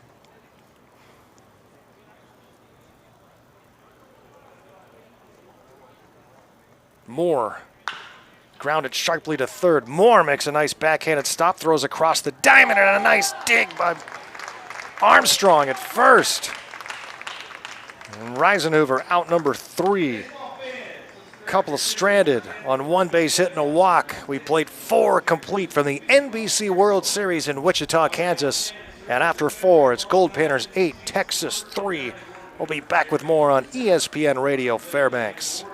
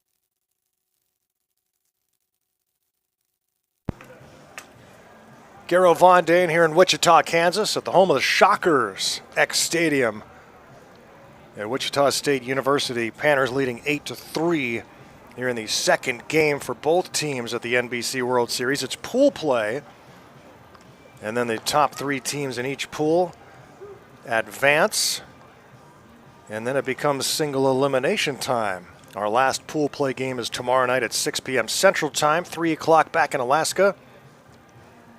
Panthers baseball brought to you by Right Air Services. On ESPN Radio Fairbanks 107.9 FM and 820 on the AM dial. And these broadcasts with video will be uploaded to YouTube and archived. When will that be done, Chris? It will be online tomorrow, yesterday's game and today's game. Panthers leading 8-3 as we start the 5th inning.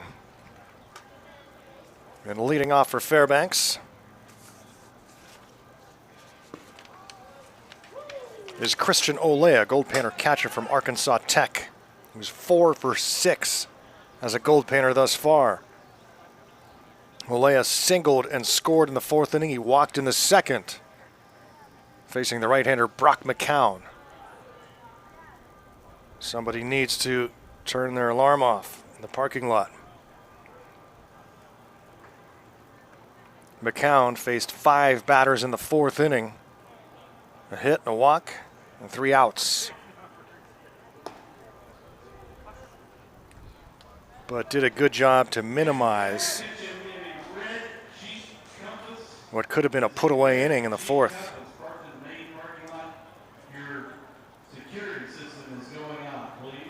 Now an announcement about the car whose alarm's going off.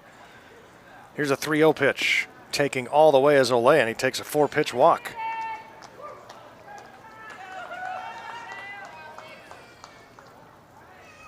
Crazy that Hayes-Larks game yesterday, where they scored 6 runs in the 9th on 1 hit, a bloop single. They scored a run on a balk. A bunch of runs walked in, and the Larks come all the way back from an 8-3 deficit to win 9-8 on 1 hit. Got to be able to throw strikes.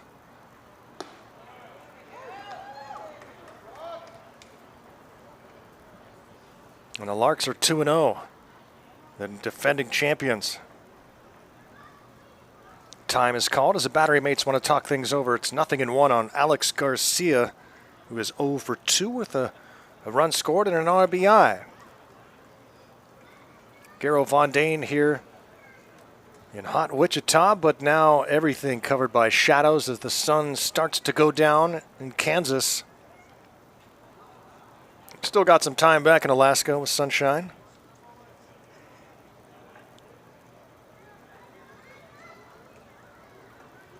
And now McCown readies to go back to work to Agar. The 0-1 pitch with a runner at first and nobody out. Garcia grounds one to first. Will step on the bag for the out. Olea doesn't slide into second for some reason, and he's tagged out. If he slides, he's safe easily because they have to make the tag. And so it's a double play, and just what the doctor ordered for Texas.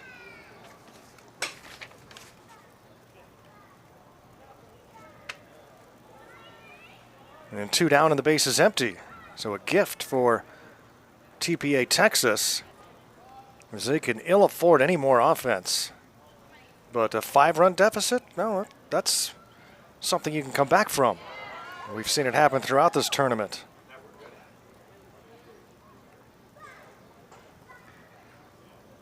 Panthers came back from a 5-1 deficit yesterday.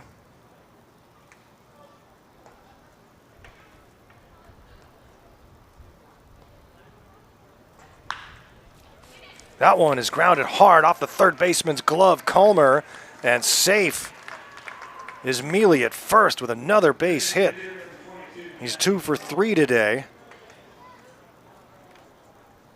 Culmer dove for that one towards second base, but couldn't field it cleanly. It was going to be a tough play even if he did have it in his glove. But Mealy gets the 2-out single.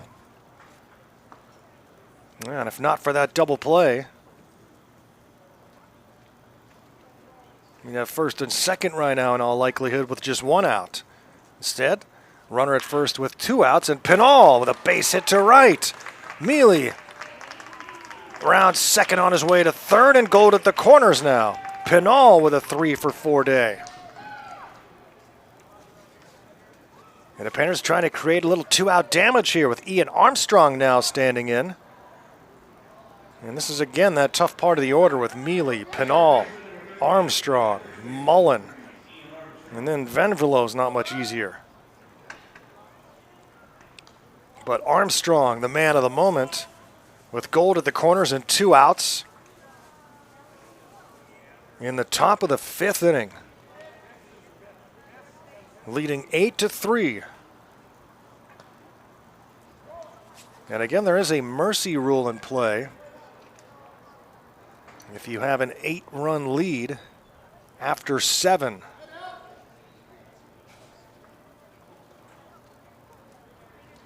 We're a long way from that. Armstrong swings and hits this one left side. Backhanded stop by James. Throws across the diamond, but it's high and over the glove of LeMasters. A run scores, and all the way to third goes Pinal. Mealy touches home. Armstrong with the RBI single, but Pinal gets to go to third because of the overthrow. So base hit and an error. And Jamie Mullen will bat, so the Panthers do create some 2-out runs. And now Jamie Mullen, who homered in the 3rd inning, will bat with Gold to the corners. Mullen takes a strike. And the Panthers survive a tough start for the right-hander Addison Walker, who lasts just 2 1/3, giving up 3 runs and 5 hits. And now have scored 9 runs and are looking for more here in the 5th.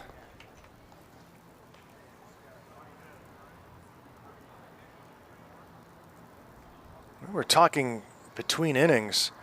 When is the last time the Goldpanners had 2 difficult starts in a row? I can't think of a time this summer. His pitching staff has been so good. High fly ball to left, a long run for Lucky, and he's not going to get there. It bounces in front of him. Pinal scores. Armstrong to third, and all the way over to second goes Mullen with a double. One of the highest doubles I've ever seen. 10-3 Goldpanners on a high pop fly that eludes Jamison Lucky. Had to run so far to get to it and couldn't get there in time. And a break for the Panthers as now things going their way as they have a 10-3 lead. And now second and third with 2 down. And licking his chops is Vinny Vincent Venverlo.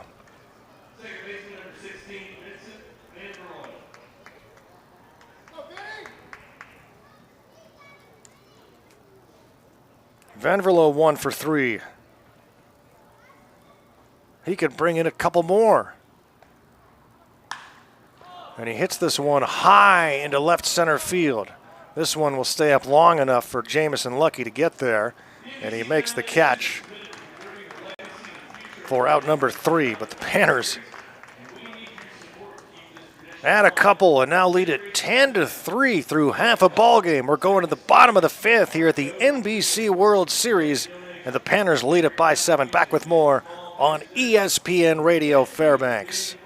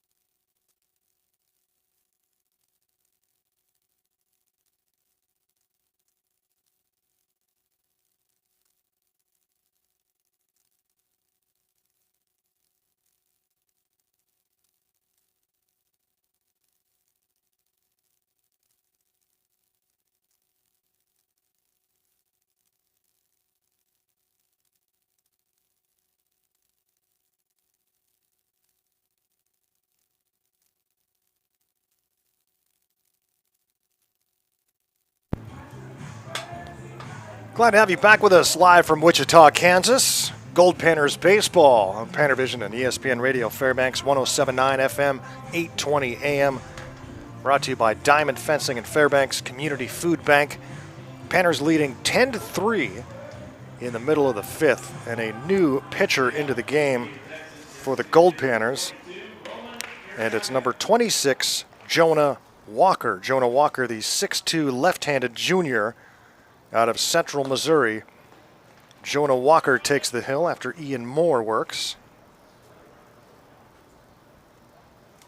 Jonah from Lincoln, Nebraska. So has some family here. The folks are in town.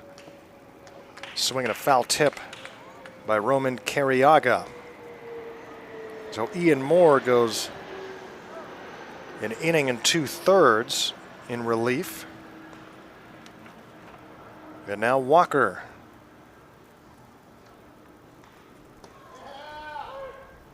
Deals a strike. It's 1-2 on Carriaga. Carriaga, LeMasters, and Moore due up for Texas. Carriaga 2 for 2 with a home run and a single. Chops this one, and that is a foul ball, so it stays 1-2. Jonah Walker's parents giving me a Nebraska shirt yesterday. Thank you very much. Bringing cooling towels for the entire team and us. Fun hanging out with them a little bit. Here's the 1-2. Grounded third base side, foul again from Carriaga.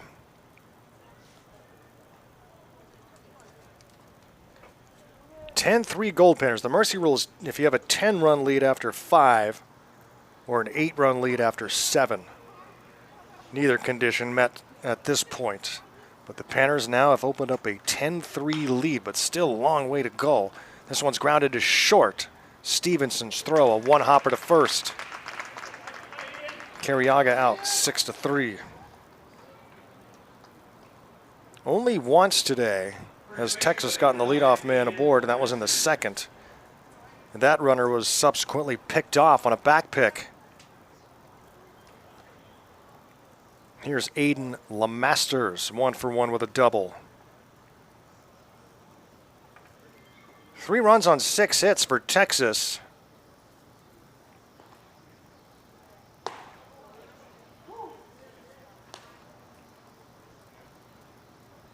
For the Goldpanners,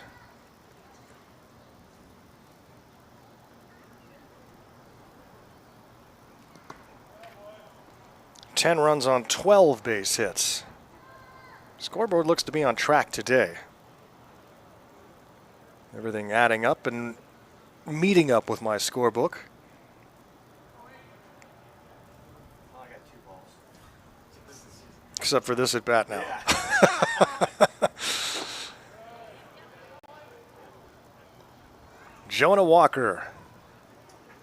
First appearance of the NBC World Series.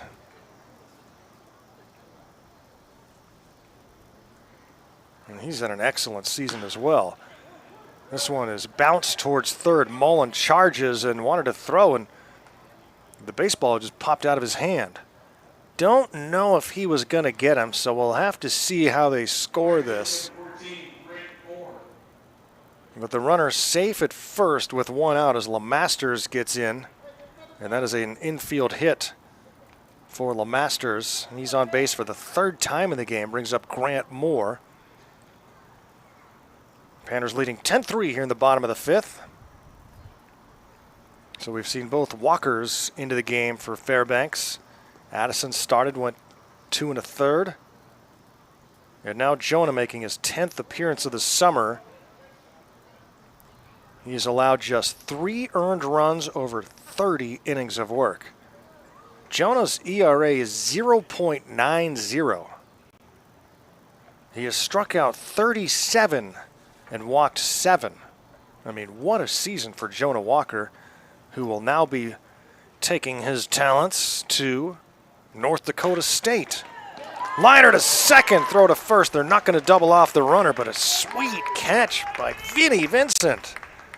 Wow, kind of leaning and falling to his right and making the grab to retire Moore.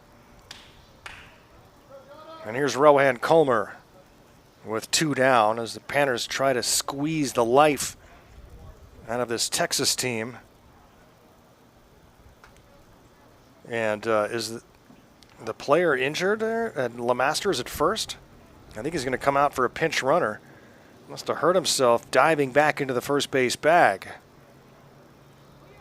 Is he coming out, or are they just checking on him? Well, they're giving him a timeout here. They don't want to lose Lemasters. He's got a couple hits in the game, including a double. He's also the one that's been doubled off of second base twice, and what would that have been like if he was doubled off right there? For a 3rd time in the game. That would have been nuts. And it looks like he's going to stay in the game. They're just giving him another minute to shake off whatever he hurt.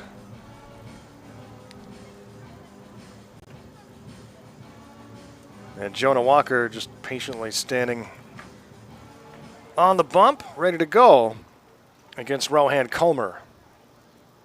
2 down, runner at first. Strike called.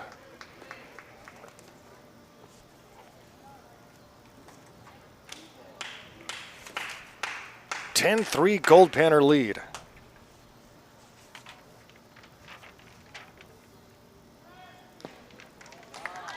Swing and a miss. You know, we had to go back a ways. We talked about the last time the Goldpanners had back-to-back tough starts for a starting pitcher. Well, someone was kind enough to tell me. Roller in the infield, and Stevenson charges, throws, and gets the out at first base. Colmer retired 6-3. I'll tell you the rest of that one when we come back. It's 10-3 Goldpanners after 5. NBC World Series continues next on ESPN Radio Fairbanks.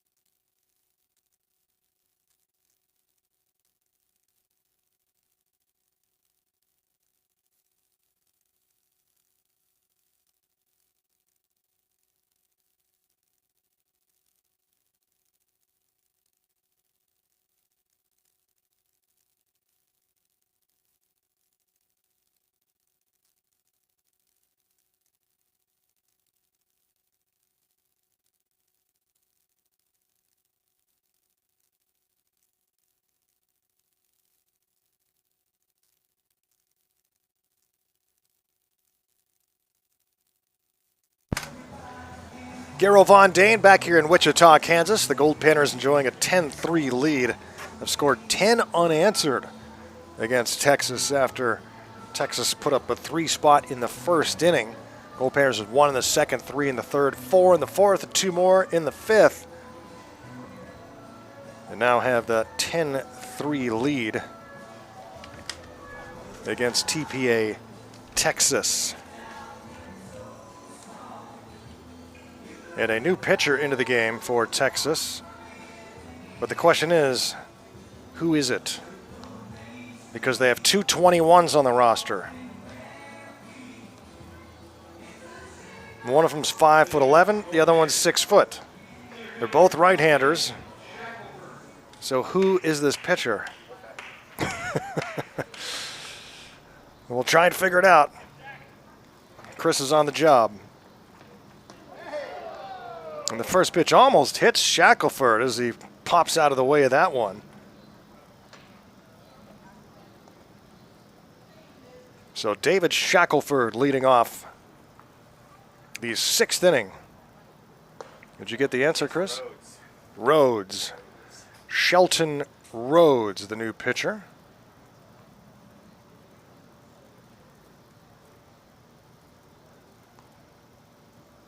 Out of Saginaw and Austin College.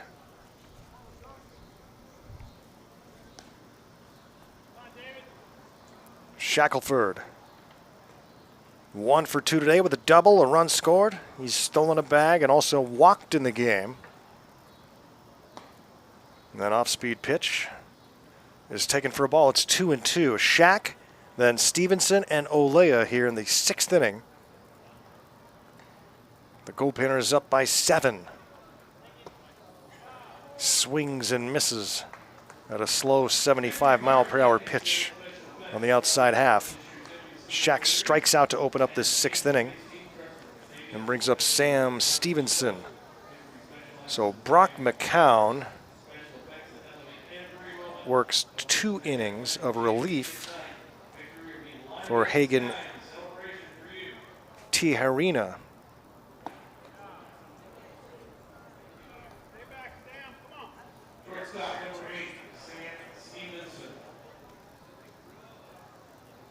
Shelton Rhodes against Stevenson.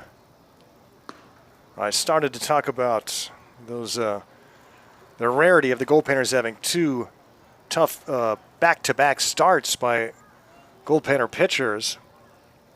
And Waves GM Mike Studer was kind enough to tell me when that did happen. June 15th and 16th against the San Diego Waves. And he's right. I went back through my book. This one's blooped right field line and a nice over-the-shoulder catch by first baseman Lemasters. They take care of Stevenson. And here's Christian Olea with 2 down and the base is empty. And yes, June 15th and 16th against the Waves. The Waves beat the Goldpanners 3 times this year. The Panthers have only lost 5 games all season. I told Mike Studer, you should have come to Wichita, man. Might have had a pretty good team, but I guess it was not to be this year.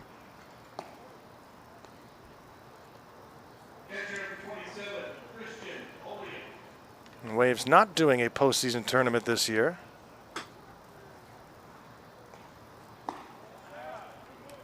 So Stude's taking a little vacation time, huh?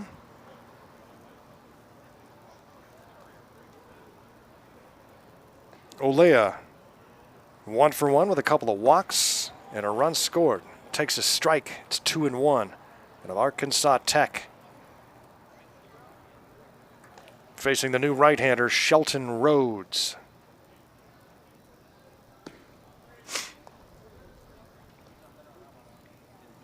Rhodes for TPA Texas.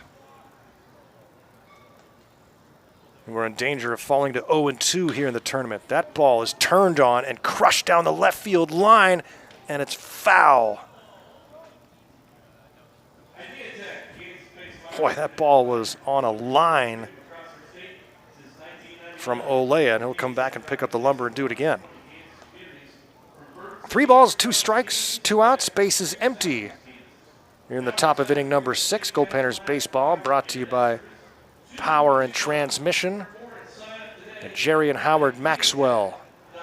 Next to all of our sponsors, helping put the Goldpanners back on the air in Fairbanks, including Revive Medical and the Alaska Oil and Gas Association. Right-hander's pitch, and it's popped up in the infield, and it's going to be Cacharigas makes the catch. And for the first time in the game, the Panthers are retired 1-2-3, but they lead at 10-3 after 5.5 more of the NBC World Series from Kansas. Coming up next on ESPN Radio Fairbanks.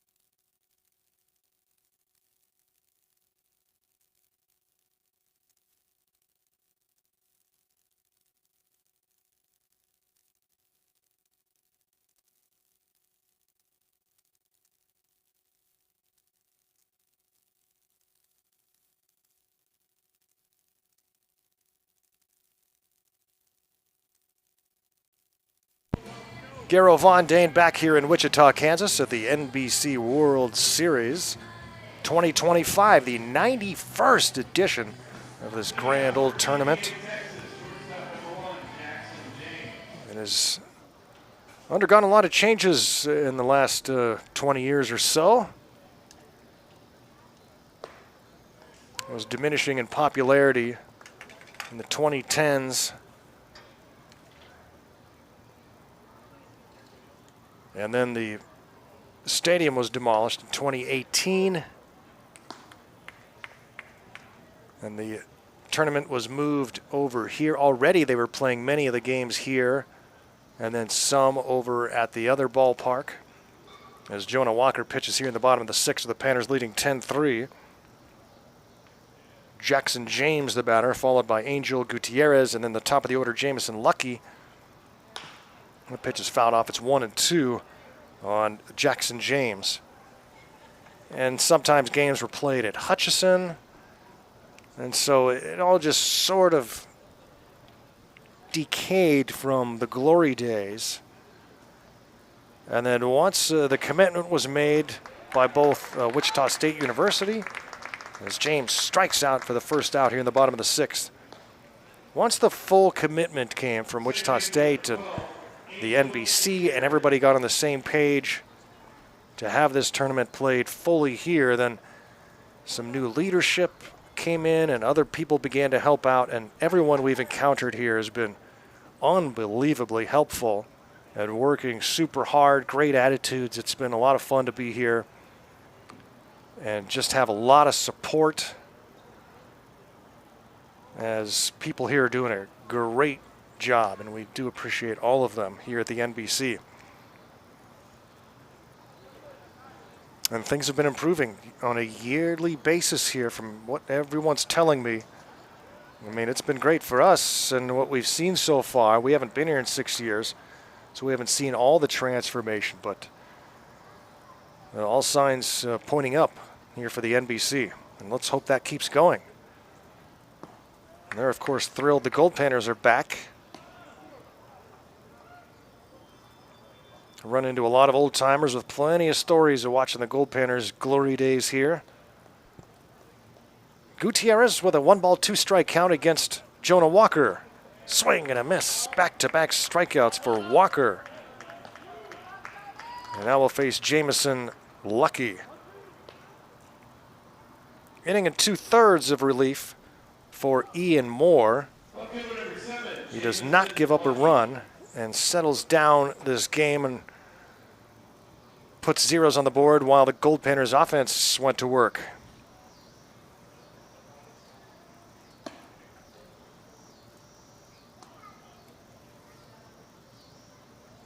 He walked a couple but only gave up one base hit, did Ian Moore. And now Jonah Walker has faced 6 batters, allowed 1 base hit, and has struck out 2. And he's trying to go 1-2-3 here in the 6th. Jamison Lucky at the top of the order is 1 for 2 with a walk. Is way out in front of that pitch from Walker.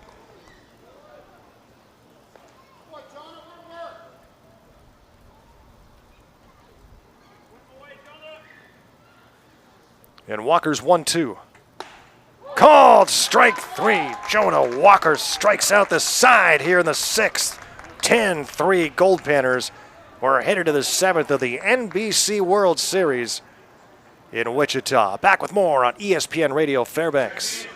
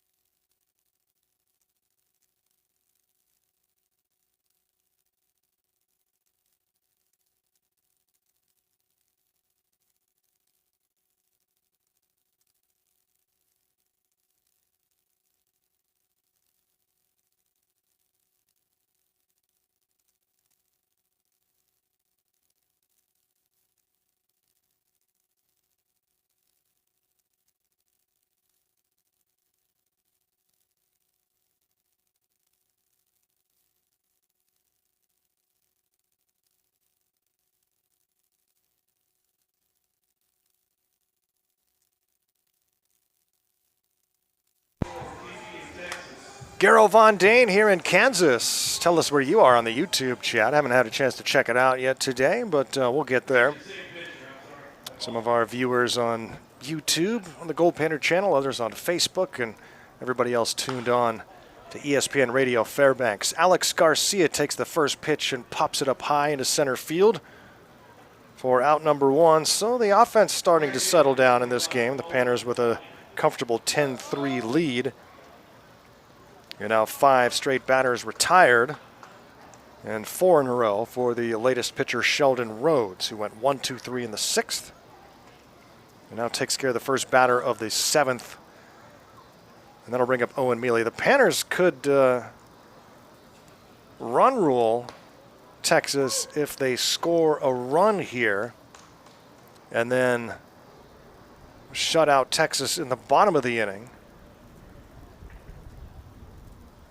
And that one hits Owen Mealy. Well, that's one way to take the bat out of Mealy's hands.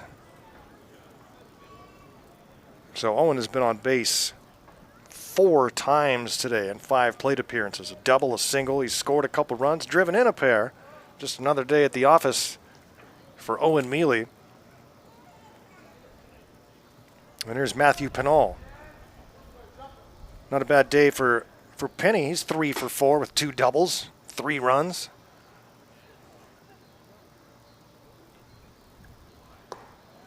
And Pennell takes a strike.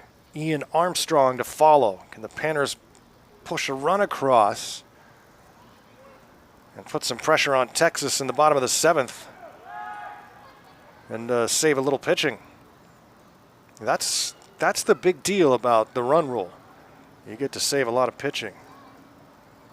Santa Barbara Foresters have run ruled their first 2 opponents in pretty easy fashion. Foresters look again to be forced to be reckoned with here at the tournament, as they always are.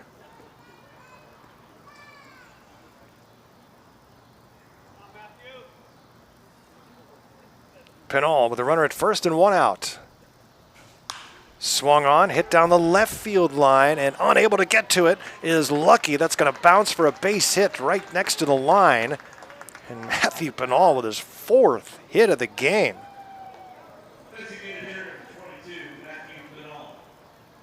Nope, it's Ian Armstrong, Mr. PA guy. So Ian Armstrong, a 2 for 3 day with a double and a couple runs batted in. As the Panthers now look to get to Shelton Rhodes. And a balk has been called. So both runners advance. Mealy to third. That's big with 1 out. Pennell to second. Was it a balk or was it a pitch clock violation?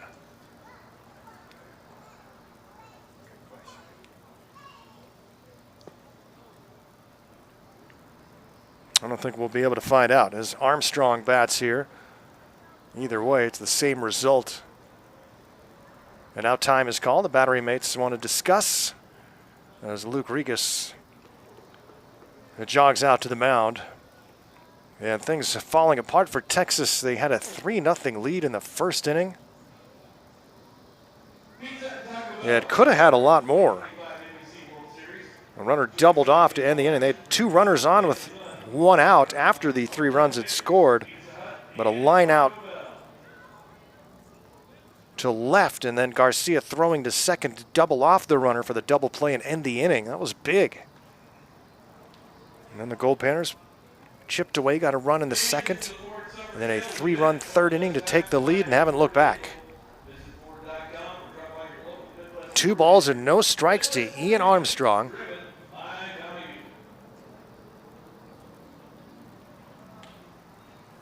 The right-hander's pitch. Armstrong lines one down the left field side. In to score is Mealy. Here comes Pennell. He will score. And all the way over to second, sliding in safely, is Armstrong. And the Goldpanners take a 12-3 lead. Ian Armstrong has 4 runs batted in the game. Well, the Panthers went 1-2-3 in the 6th and then said, well, let's go back to work here in the 7th. And now have a 9-run lead in the top of the 7th inning. And now, still a runner at second base for Cole Clark, who replaced Jamie Mullen. And Clark drives one to right, going back in front of the warning track and making the catches more. Runner will tag from second and go to third, but a high, deep drive by Cole Clark in his first at-bat of the game. Mullen out of the game. Clark came into play second, and Vinny Venverlo went over to third. In the top of the seventh, or in the bottom of the 6th inning, my fault. Now Armstrong over at third now for Vinny Vincent. And Vinny takes a ball low. It's 1-0. Garrow Von Dane here in Wichita. And now the Goldpanners with a 9-run lead. If they allow one run or fewer in the bottom of the 7th, this game will be over. Venverlo hit by the pitch. And now here's David Shackelford. 1 for 3 in the game.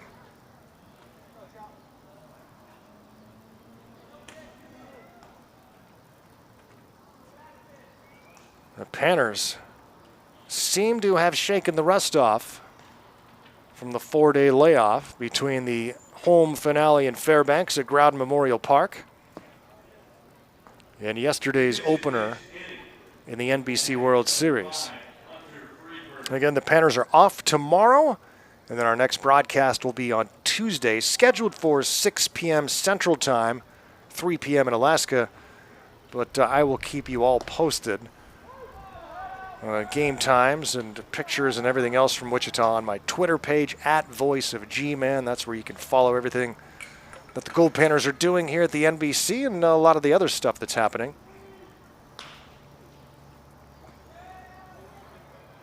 So if you're in the Twitter sphere, you can follow me there. You can also follow the Goldpanners @RealGoldpanners and on the Facebook and Instagram pages.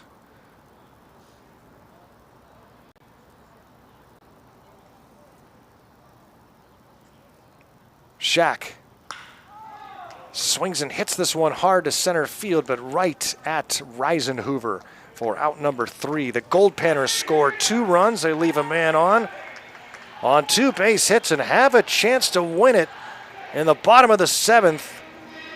They lead it by 9 with the 8-run mercy rule in effect. Back with the bottom of the 7th when we come back to Kansas on ESPN Radio Fairbanks.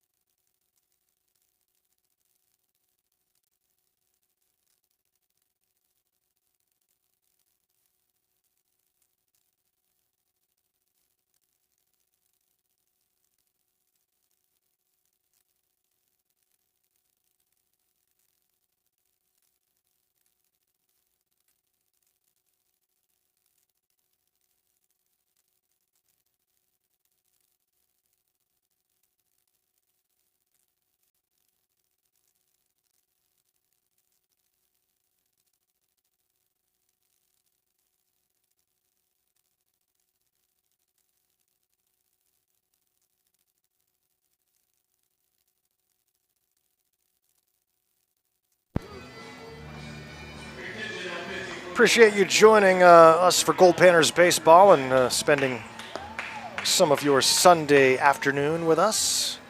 Goldpanners Baseball live from the 91st National Baseball Congress World Series from X Stadium here in Wichita, Kansas. Garrow Von Dane live as the Goldpanners have a 12-3 lead over TPA, Texas, as we go to the bottom of the 7th inning. And Texas needs at least 2 to extend this game beyond the 7th inning. Hunter Friedberg has come into the game to play center field. Hunter Beck has taken the mound. And this pitch is grounded by Regas to short in time, 6-3. Nice play by the shortstop Stevenson. And when they go around the horn, they throw it into center field. But 1 down here in the bottom of the 7th for Levi Reisenhoover. So Friedberg in defensively for Shackelford.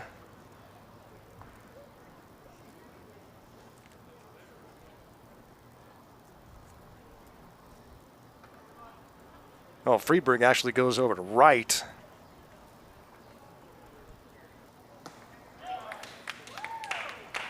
And Mealy goes into center. So I'll correct that on my score sheet.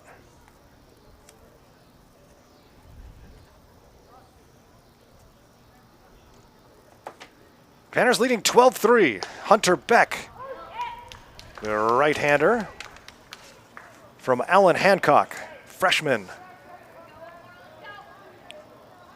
Trying to pitch the Goldpanners to victory here in the 7th inning, facing Levi Reisenhoover. Had a 2-run home run way back in the 1st inning that made it 2-0. Texas hitting back-to-back home runs in the 1st, made it 3-0 after 1. But the Panthers, undeterred, have scored 12 unanswered since then. They're now trying to finish off Texas here in the 7th inning by way of the run rule, but he hits Reisenhoover. And so Texas with a pulse still here in the 7th inning brings up Roman Carriaga. So Jonah Walker, 2 innings of relief, no runs, 1 hit, 3 strikeouts and no walks. Another good outing for Jonah Walker. His ERA continues to drop. It's already below 1. North Dakota State's getting a good one. Hunter Beck misses outside.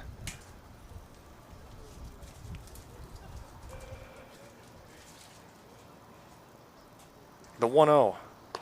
Outside again, 2-0. Now on Roman Carriaga, the designated hitter in the cleanup spot. He was 2 for 3 with a home run, a single.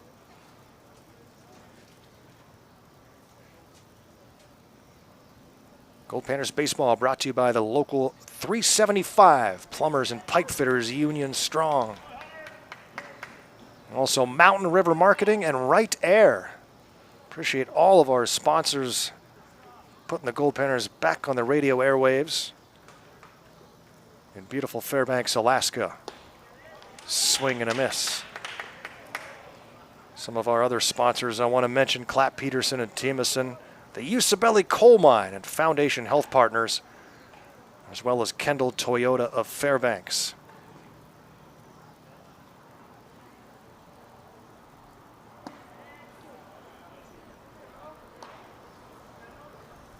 Carriaga standing in with a 3-ball, 2-strike count now on Beck. Just trying to get outs here in the 7th inning. Got the first out of the inning, then Reisenhoover hit by a pitch, swung on and just getting a piece of that baseball as Carriaga that time to foul it back.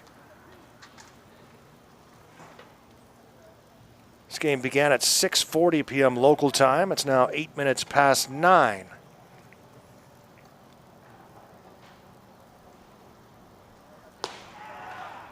Just misses outside for ball 4. And so, Texas not finished yet, and Hunter Beck trying to find the strike zone right now. Panners hoping to finish this game off in the 7th and not have to use any more pitching today.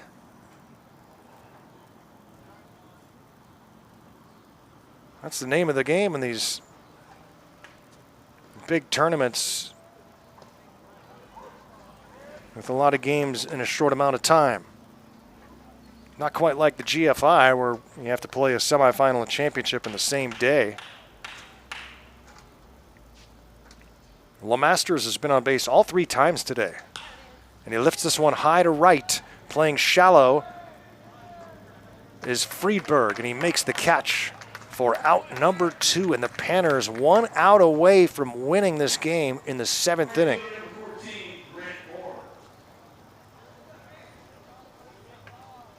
Again, Tuesday, our next baseball game and broadcast scheduled for 6 p.m. Could be a little later, depending on what happens in the games prior.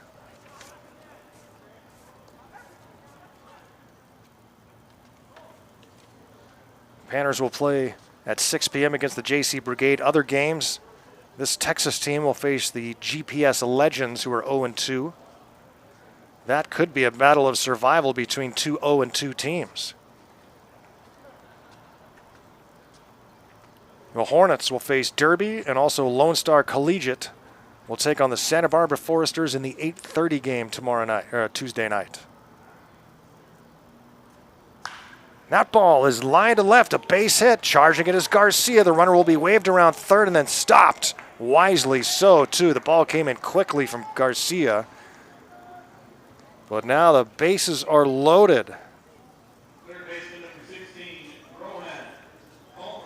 And now Texas has him loaded in the 7th for Rohan Colmer, who's 0 for 3 in the game. A couple of lineouts and a ground out to short. Panthers don't care about the run from third, but they do care about the run from second, because that would make it a 12-5 game, meaning we would play on after the 7th inning. Attention, bench running at second base for TPA Texas, number 23, DeCarlo. And they bring in a pinch runner at second, DeCarlo Delancey. Base is full. 2 down here in the 7th. Beck misses outside for ball 1.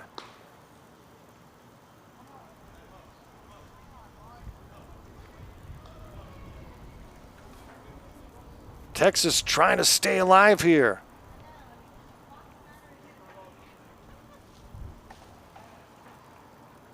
Hunter Beck's 1-0 delivery. Called a strike. Now I'm confused. Was the first pitch called a strike? I thought it was a ball. The scoreboard now says 0-2, and the umpire's not putting up any hands, so we'll see what happens here.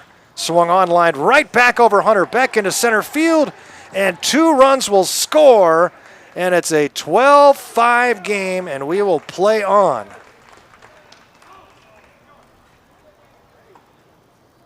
Rohan Colmer comes through for Texas as Reisenhoover scores. Number 1, Jackson James.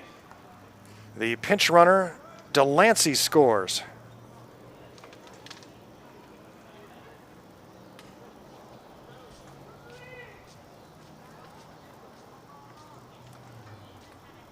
And it's a 12-5 game. And now Jackson James bats.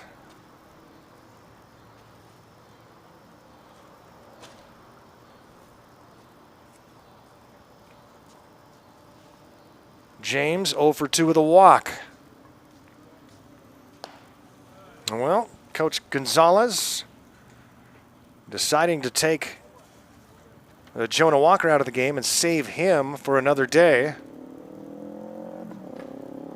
And Hunter Beck comes in, and he's allowed 2 runs so far. And a runner, Grant Moore, takes third without a throw. So now first and third with 2 down for Jackson James, who stands in with a 2-ball, 1-strike count. Time is called. Catcher Olea goes through the signs with his infielders. James awaits the 2-1 pitch.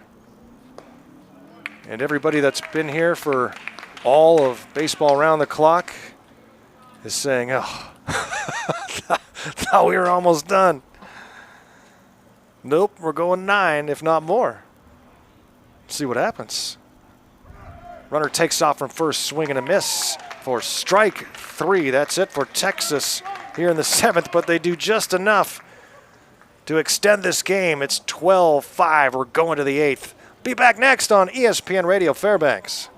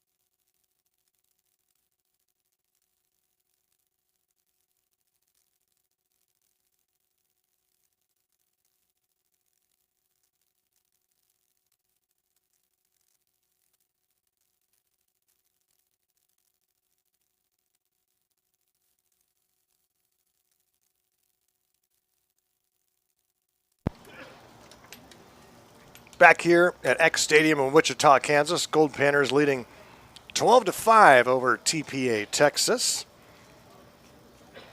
Top of the 8th inning here at Garrow Von Dane Live. Chris Carlson engineering from here in the press box. Goldpanners baseball on ESPN Radio Fairbanks. 107.9 on the FM dial, 820 AM.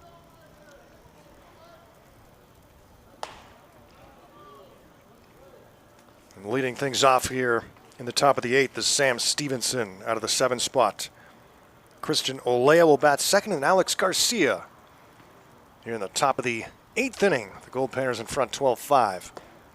Goldpanners the visitor today. So batting first in each inning. Texas scores 2 runs to evade the mercy rule in the bottom of the 7th.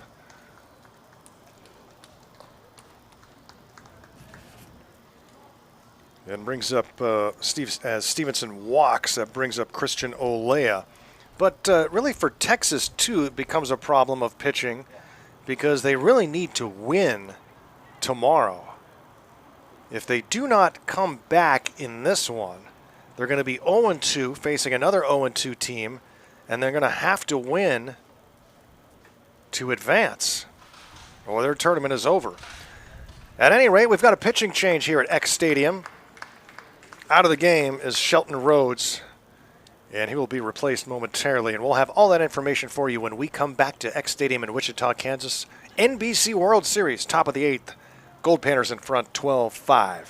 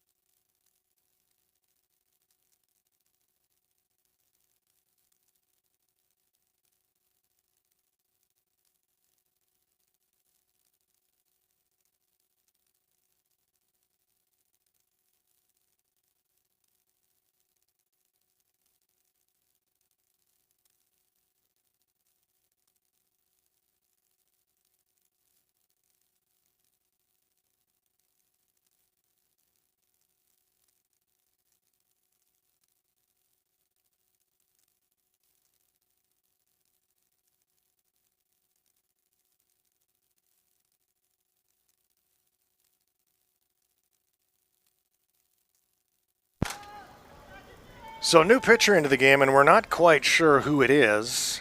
No one in the press box is. More on that in a moment here. The first pitch to Christian Olea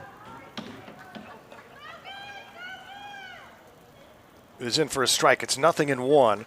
Goldpanners have a runner at first base. That's Sam Stevenson with nobody out here in the top of the 8th, leading 12-5. And it's ball 1-1. But the new pitcher is number 8. He's a right-hander. But once again, Texas on their roster has 2 number 8s that both happen to be 5'10" right-handed pitchers. So nobody knows who this is, but it's grounded through the left side by Olea. A base hit to left. Puts Gold at first and second. It could be Austin Berta, or it could be Cole Daggett. Which one? We don't know.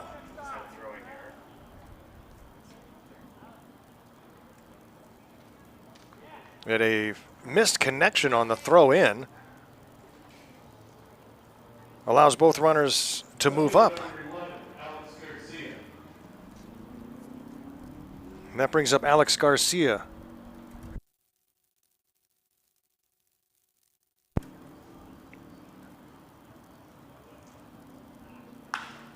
Garcia hits this one high into left center. Jamison Lucky called off by Reisenhover, the center fielder. Runner will tag from third and score. And it's 13-5 Goldpanners as Stevenson touches home on the sac fly from Alex Garcia. Agar has a run batted in. Alex, even when he's not getting base hits, contributes in so many ways. He's scored a run today. He's driven in 2 without a base hit. He's 0 for 4. He's made some important plays defensively. And now we go to the top of the order for Owen Mealy. Runner at second now.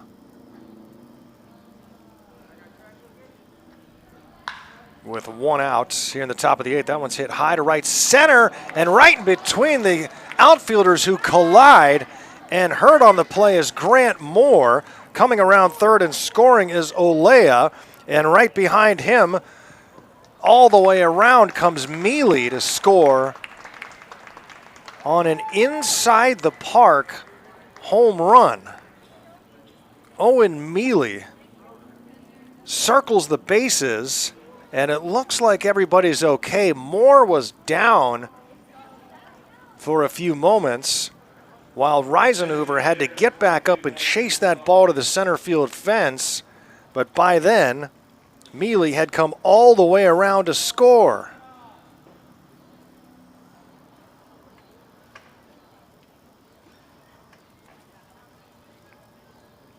And it's now 15-5 Goldpanners.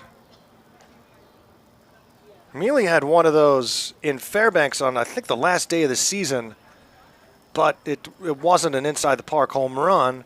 He came all the way around because there was an error on the base hit, allowing him to circle the bases. But this time,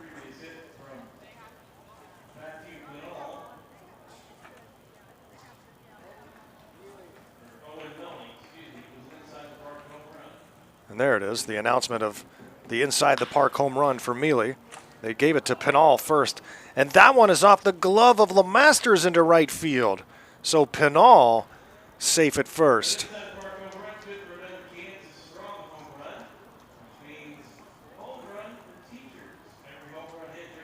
And the inning just keeps going. Pinal safe at first. And what did they rule on that play? At any rate, Ian Armstrong will stand in. Goldpanners with 16 hits now in the game. And it doesn't get easier with Ian Armstrong. On the mound is somebody, and we're not sure who. We're just going to say it's Austin Berta. We're going to pick one because I got to say something. If I'm wrong, I'm wrong.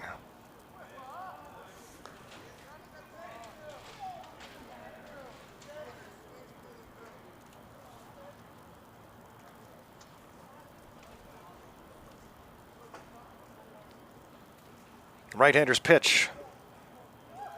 Inside for ball, it's 2-1.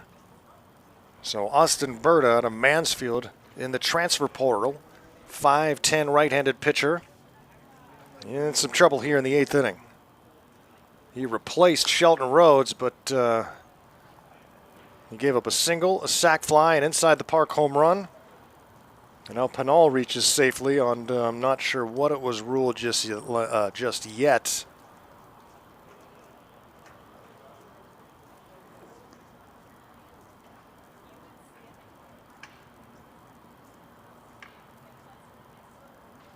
They gave it a hit, because now there are 17 Goldpanner hits. And that means that was a base hit too for Pinal. And that means Matthew Pinal has a 5-hit night. And here's Ian Armstrong. We're a long way from done, friends. We're in the top of the 8th. There's a ground ball to short, flip to second for 1, and the throw to first is thrown into the stands.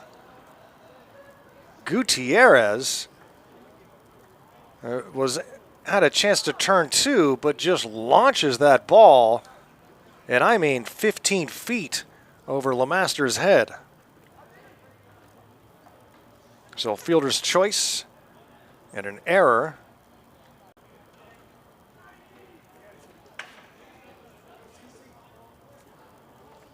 Put Armstrong at second for Cole Clark.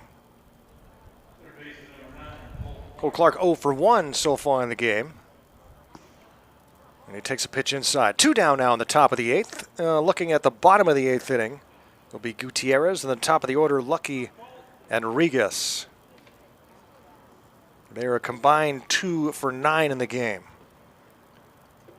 15 runs on 17 Goldpanner hits.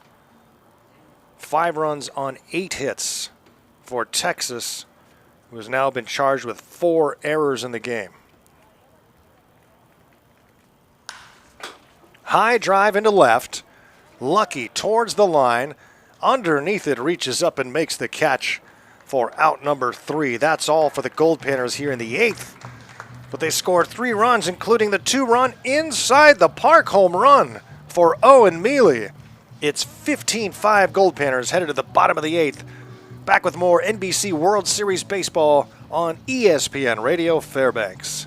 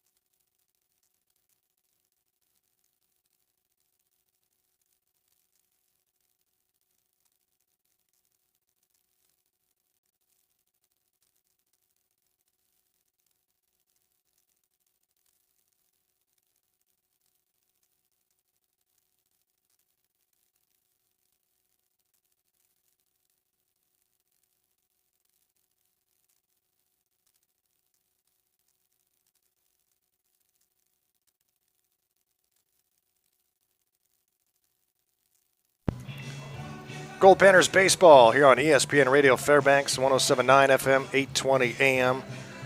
Brought to you by Rod Sawshop and Yamamoto Dental. Goldpanners baseball. Panners with a 15-5 lead here at the NBC World Series in Wichita. Panners winning 10-7 yesterday.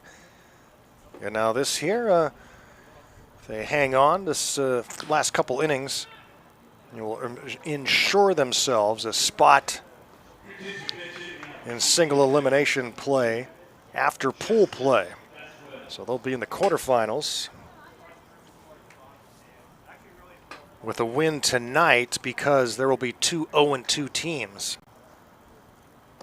including this Texas team, should they not mount a gigantic comeback here late. Hunter Beck is back out for Fairbanks for the 8th inning. Gave up a couple of runs in the 7th. Now faces Angel Gutierrez in the 8th, and he strikes him out. Back-to-back strikeouts now for Hunter Beck. And we go to the top of the order for Jamison Lucky.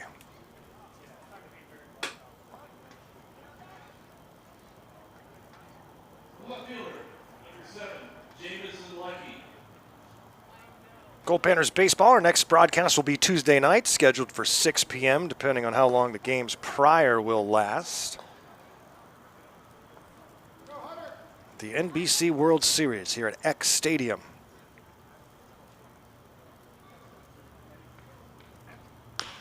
This one's grounded right side, broken bat roller. Armstrong flips to Beck, who does not get to the bag in time, so the runner's safe at first base with an infield hit. So Jamison Lucky with the infield single. Yeah, he does get lucky. But he also hustles up the line. Can't just pass it off to luck. You make your own luck, as they say. Here's Luke Regas, 0 for 3 with a walk and a run scored. Panthers trying to stay unbeaten here at the NBC. There are 5 2-0 teams, as I mentioned earlier. Santa Barbara, Hutchinson, Lone Star Kraken, Junction City, and the Hayes Larks. Of all those, Junction City might be the only remotely surprising one. The others all traditionally good and successful teams here at the NBC. The Panthers trying to be the last 2-0 team. Hunter Beck. This one's hit high to right. Friedberg makes the catch for out number 2, brings up Levi Reisenhoover. 1 for 3 with that 2-run shot way back in the first inning. Seems like a night ago when it was 3-0 Texas in the first. Panthers now leading 15-5. Panthers almost had the run rule completion in the 7th inning, but Texas scored 2 runs to avoid it. They needed 2 to extend the game. They got 2. So we play on. We're in the bottom of the 8th inning. The Goldpanners in front 15-5. Looking ahead to Monday's schedule. Oh, some good games tomorrow. And the runner takes off without a throw. So Lucky takes second, and Reisenhoover stands in with 2 down. And a 2-ball, no strike count. The Oklahoma MVP play the Seattle Blackfins at noon. That one is lined up the middle and through for a base hit. Rounding third is Lucky. He will score. And an RBI single for Reisenhoover. He's driven in 3 in the game. The Blackfins, with their backs against the wall tomorrow at noon, have got to win against the Oklahoma MVP. The San Diego Stars face the Dodge City A's. And the Seattle Studs, who are 1-1, take on the Hutchinson Monarchs, who are 2-0. Runner takes second without a throw. And brings up Delancey, who was a pinch runner in the 7th inning.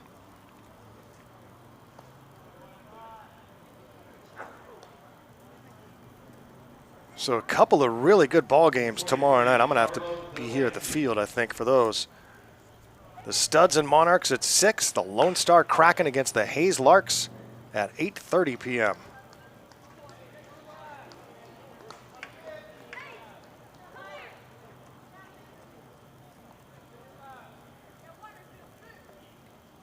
Boy, those are a couple of really good, intriguing games. Battle of 2-0 teams at 8:30. This one is blooped foul by Delancey. So we found out that we guessed wrong on who the pitcher was in the top of the 8th. In fact, it was Cole Daggett out of Double Oak and Wheaton College. Cole Daggett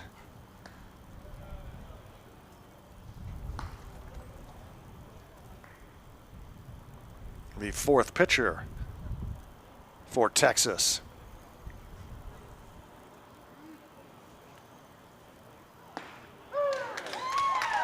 Strike 3 called.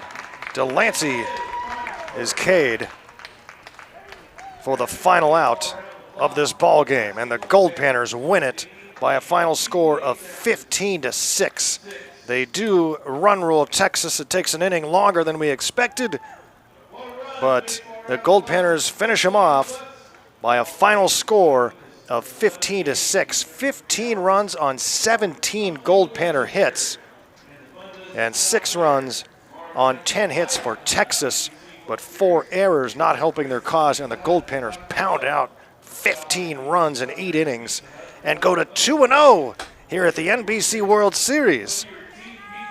And they will look ahead to that matchup with the JC Brigade on Tuesday at 6 p.m., a battle of 2-0 teams. The Junction City Brigade and Alaska Goldpanners Tuesday at 6. Enjoy your off day. Remember, you can watch all the games on the NBC World Series webpage, and some really good ones tomorrow you might not want to miss. We thank you all for joining us for Goldpanners Baseball tonight on PannerVision and on ESPN Radio Fairbanks, 107.9 FM and 820 AM. For Chris Carlson, engineering and producing from here at the press box, I am Garo Von Dane saying so long from X Stadium in the Sunflower State, Wichita, Kansas. Greetings to all of our friends back in Fairbanks. Good night, all. The Goldpanners win it 15-6. We'll see you next time on ESPN Radio Fairbanks.